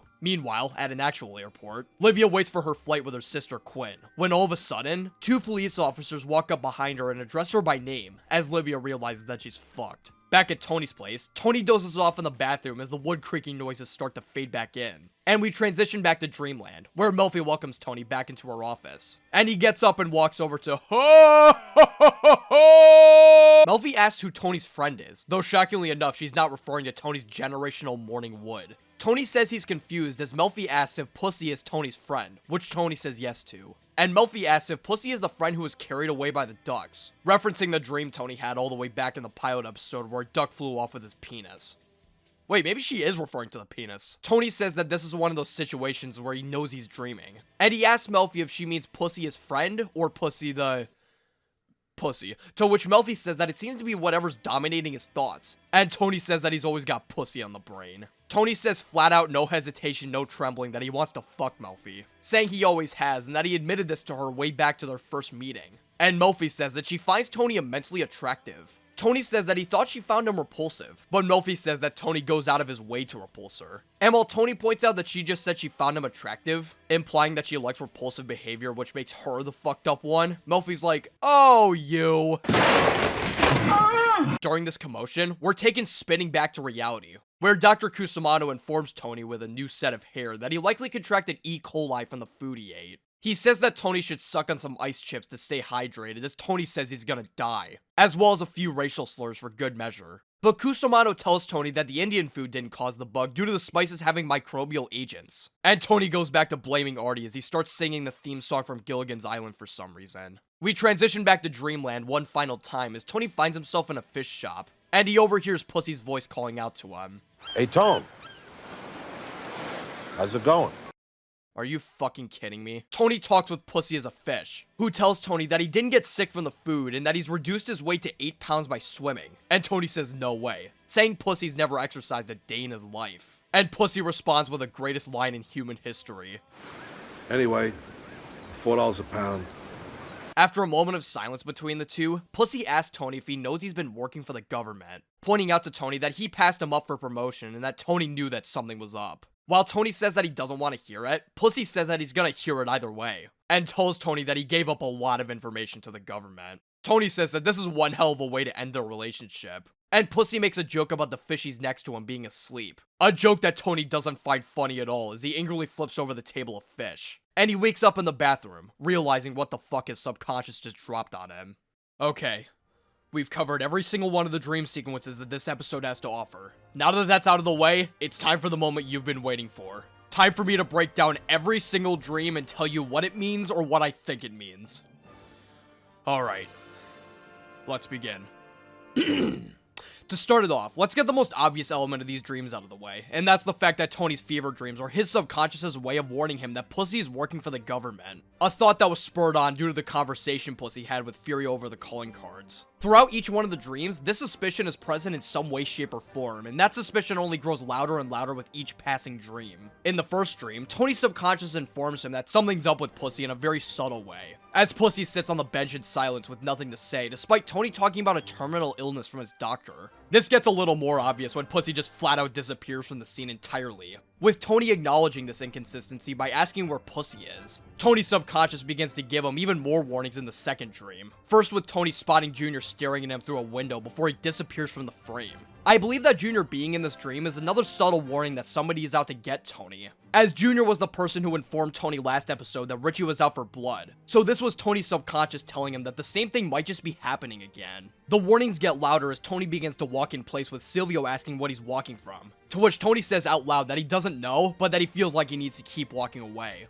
This one's pretty self-explanatory, so I don't think I need to break that one down too much. And I can probably say the same thing about Silvio sliding in the frame and repeating the "our true enemy has yet to reveal himself" quote from The Godfather. What I should probably delve deeper into, however, is the scene of Tony staring into the binoculars and spotting him and Paulie playing cards in the middle of a vacant airport. I believe this segment is Tony's subconscious trying to figure out the subject of who's behind his suspicions, as the airport is a very clear reference to the airline tickets Tony got from the bus scout that he gave to Livia, and the ones that Pussy gave to Agent Skip. His subconscious suspects that somebody from his crew might have given the airline tickets to law enforcement as evidence, and he pins Paulie as a suspect as he shoots him to the ground after losing a card game to him. This thought also might have been spurred on by Paulie giving Tony the lighter to light himself ablaze in the last dream, though that might be a stretch. The dream continues with Tony's subconscious scratching off Paulie as a suspect as he talks to Melfi about how strange that part of his dream was, talking about how out of character it is for Tony to shoot Paulie since Paulie is a great earner and a loyal member, his worst trait not being a rat but just being annoying. The third dream is once again relatively straightforward, as Tony asks where Pussy is to Chris, with no answer given, and followed by Furio handing over a roll of toilet paper to Tony to help with his sickness, which might be Tony's subconscious's way of crossing off Furio as a suspect due to his hard work and loyalty to the crew. This is also helped by the fact that Tony literally shits his pants after the dream ends. Anyways, in the fourth dream, when Tony walks into Melfi's office with a massive boner, they talk about Pussy being Tony's friend and how Tony's always got Pussy on the brain, which not only means, you know, but also means that Tony's suspicion of Pussy working for the government is always on his mind and that he thinks about it often. And last but certainly not least, the final dream Tony has is the one with the most blatant warning about Pussy in the entire episode, with Pussy talking to Tony through a fish's body saying that he's been working for the government. Pussy being a fish is a pretty on-the-nose way to tell Tony that Pussy needs to sleep with the fishies, and that depiction only gets more on the nose as Pussy makes a joke about the fish he's sitting next to being asleep. And the entire time Pussy is spilling his guts and telling Tony all about his endeavors with the government, Tony acts defeated, as if he's received confirmation of bad news that he knew was coming, but still doesn't want to face. Okay, that's the Pussy stuff. Let's cover the rest of whatever the hell these dreams were trying to tell Tony. Going back to the first dream, I believe that this segment covers Tony's subconscious fear of death. Not with the physical aspect of it, like getting shot, but more with how he'll be seen after he dies and what people think of him while he's currently in the midst of passing away with his terminal diagnosis. This whole segment draws a lot of parallels to Tony watching Jackie Aprile wither away from cancer in the hospital. A moment in Tony's life that he told Melfi disturbed him greatly when he watched it unfold. This segment with Tony committing suicide to get his death over with frightens Tony to his core, as he wakes up from the dream repeating a bunch of Livia's typical lines about how the world is a big nothing and how he's never felt so depressed in his life. And I believe that's because of how casual and nonchalant the entire dream is. There isn't some big, "Wow, Tony, are you sure you want to go through with this?" In fact, Tony's crew actually applauds and even thanks him for this, saying that they'll be spared of any constant hospital visits. And the fact that his suicide isn't treated with some level of respect and is treated like an everyday errand disturbs Tony greatly when he wakes up, believing for a brief moment that his mother was right and that human life really is meaningless. This thought is also depicted with Philly Parisi showing up in Tony's dream with a gunshot wound still on his head, and how Tony treats his death like it was no big deal either. In the second dream, when Tony finishes talking about Paulie in Melfi's office, the two talk about Tony and his anger and how they haven't really brought it up much yet, with Melfi commenting that Tony's anger has costed him a lot in his life and how he is his own biggest threat. Again, pretty self-explanatory. I don't think I really need to go too far into that. I'm not entirely sure why she turned into Annalisa halfway through, though that's probably because of the fact Annalisa also told Tony that he is his own worst enemy. The fourth and last dream that I'll mention here that Tony has involves a back and forth between him and Melfi, where Melfi reveals that she is immensely attracted to Tony due to his consistent repulsive behavior. And then the two play Battleship on her table. This dream is likely Tony's subconscious telling him that Melfi has a deep-rooted love for him, and how his behavior and lifestyle thrills her, which is true to an extent, considering what we've seen with Melfi in her meetings with Elliot this season and how conflicting her emotions toward Tony are.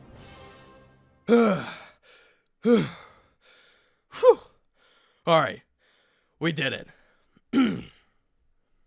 I need a water. Tony gets up from the bathroom and gets dressed, and Carm tells him there's no fucking way he's going out in his condition. But Tony tells her to screw off and that it's important. He heads over to Pussy's house, much to Pussy's terrified surprise. And Tony tells Pussy that he was looking at a boat that he's considering purchasing and that he wants to see it with Pussy. And Pussy reluctantly agrees to come along as Tony goes over to puke his guts out in the toilet again. Pussy nervously eats with Angie and Silvio as Tony secretly searches around Pussy's room for any equipment, which is unsuccessful. However, just when Tony's about to call it quits, he finds a cigar box, and while he initially slams it down thinking it's just a regular old box, he digs deeper and finds a wiretap and cassette tapes, confirming Tony's suspicions once and for all as he stares into the box, deeply upset.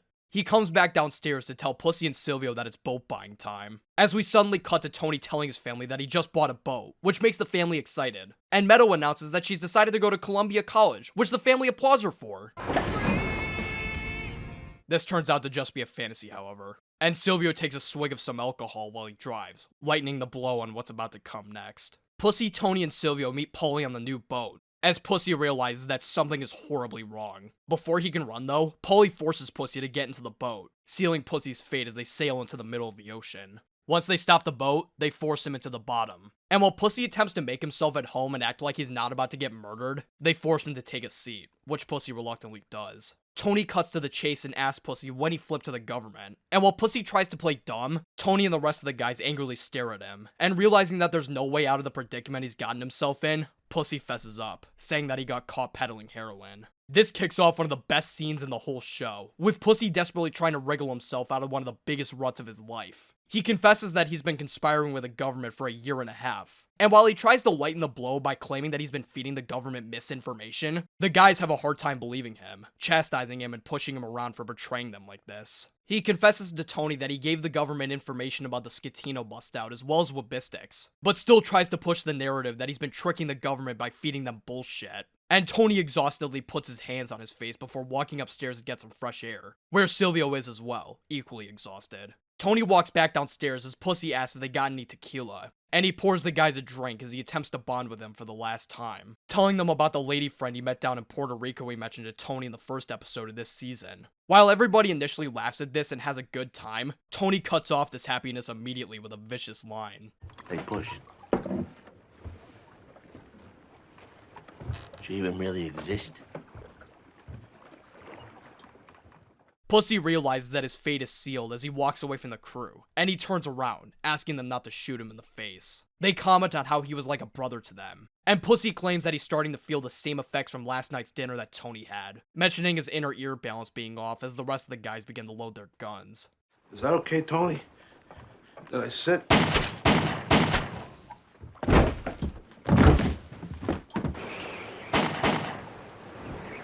Tony tells the guy to grab the weights as Paulie's greedy ass steals jewelry off of Pussy's corpse, and they put his body in a garbage bag and dump it into the ocean, sinking down to the bottom. They sail away as Tony sadly stares at the waves, and later that night, he stares at the TV, exhausted from the horrible deed he had to do. Carm gets a call from Livia, who's currently trapped in airport security for using the stolen airline tickets. And while she acts all sad and worried on the phone with Carm, the moment she gets on the phone with Tony, she acts confrontational with Tony, angrily asking if he stole the tickets. Tony says that he doesn't know what she's talking about and that he'll send someone to pick her up. And he's interrupted by the doorbell ringing. It's revealed to be Agent Harris and a litany of other police officers with a warrant. And while Tony tries to argue his way out, his house is still searched and his hands are still cuffed, with Carm asking if they can wait a few days to prosecute him since Meadow's graduation is tomorrow. Speaking of which, in a case of extraordinarily bad timing, Meadow and her friends walk through the door as Tony is about to be taken away. And while Tony tries to quell Meadow's anger, she still upsettedly rushes upstairs. Tony is printed and locked up at the station as Carm talks with Meadow in her room,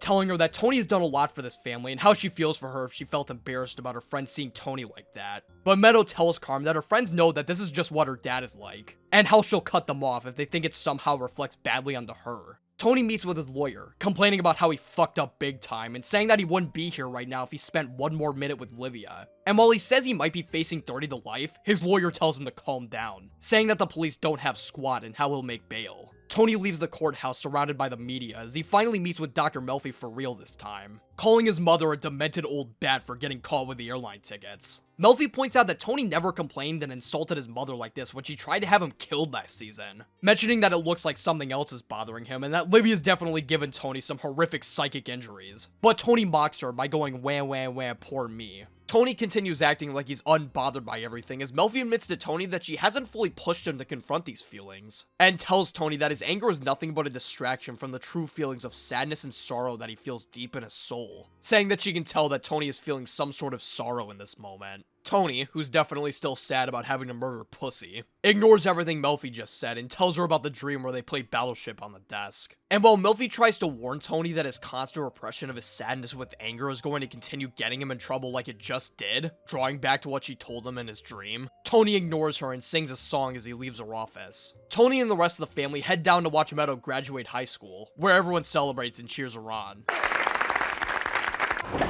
Nah, I'm just kidding, but can you imagine if that's how it ended? After the graduation, Tony meets Chris, telling him the good news that he believes he's ready to become a made guy. and the two hug it out as Chris becomes super excited over this news. We're given one last encounter with Davey Scatino, who looks like an absolute bum as he disappointedly realizes that the coffee machine's been scooped clean. Tony gives us condolences for him splitting up with his wife, and Davey says that he's going to be working on a ranch out west for the time being, saying he needs to make some money for Eric, who got accepted into Georgetown. He also tells Tony that the ranch is only a half-hour drive from Vegas, saying that he should visit sometime as Tony walks away, realizing that Davey is not Lord Jack shit. Tony goes over to hug Meadow as we transition to Meadow's graduation party, where Angie notes that Pussy didn't show up despite knowing it was today. The episode ends with this fantastic montage of Tony and the rest of the crew celebrating Meadow's graduation, as the rest of Tony's operations continue to thrive, including the garbage routes and the telephone calling cards. We're also shown the Wabistics office in total shambles, likely investigated and cleaned out by the feds, as well as Davey Scatino leaving New Jersey to work on the ranch, along with the motel still being corrupted by Tony and his crew.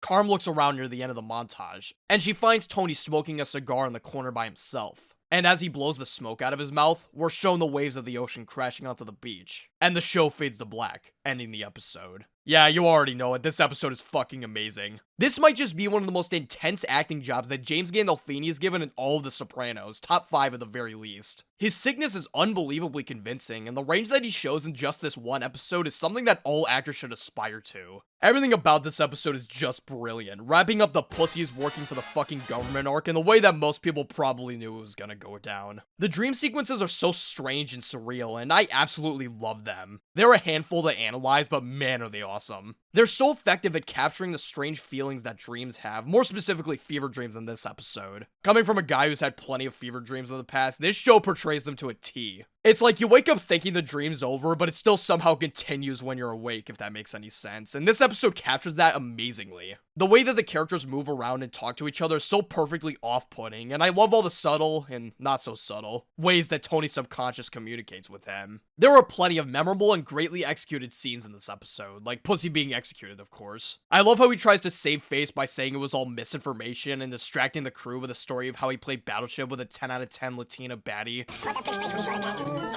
But it's all swiftly brushed off by the crew, who are all equally disgusted with Pussy's betrayal. The acting was terrific on every front, the writing is fantastic, especially during the scene where Tony and the crew confront Pussy for flipping. Even the small scene with Melfi near the end of the episode was great. I could say more, but honestly I don't think I need to. You already know where this episode's ending up. That's right, the tippy top of double S tier. An amazing end to a fantastic season. Holy moly, we finally made it to the end. While season 2 of The Sopranos had a relatively weak start, it kicked itself back into high gear and gave us some truly fantastic episodes. Part of me was expecting the script of this video to be shorter than season 1, but man, those last 2 episodes really swooped in and made sure that wasn't an issue. We'll have to wait and see if any other episodes top them though. I debated whether or not to put Knight in White Satin Armor or Funhouse at the top of double S tier, but I decided on Funhouse exclusively because of the dream sequences. What can I say, I'm a sucker for them. This season was somewhat of a mixed bag, containing some pretty mediocre episodes alongside some of the best in the whole show. But the plotlines that this season contains are some of my absolute favorites, like the Pussy government plot and the executive game plot. I'm gonna miss Davey Scatino, man. That guy sucked. You can tell that the show is really starting to find its footing with its own style this season, expanding the already vast amount of characters in the show and introducing some of my favorites in the whole series. So many great and memorable moments, and the craziest part is that they don't stop being any more great nor memorable. They just keep getting better and better as the cast and crew working on the show keep getting more ambitious and more passionate.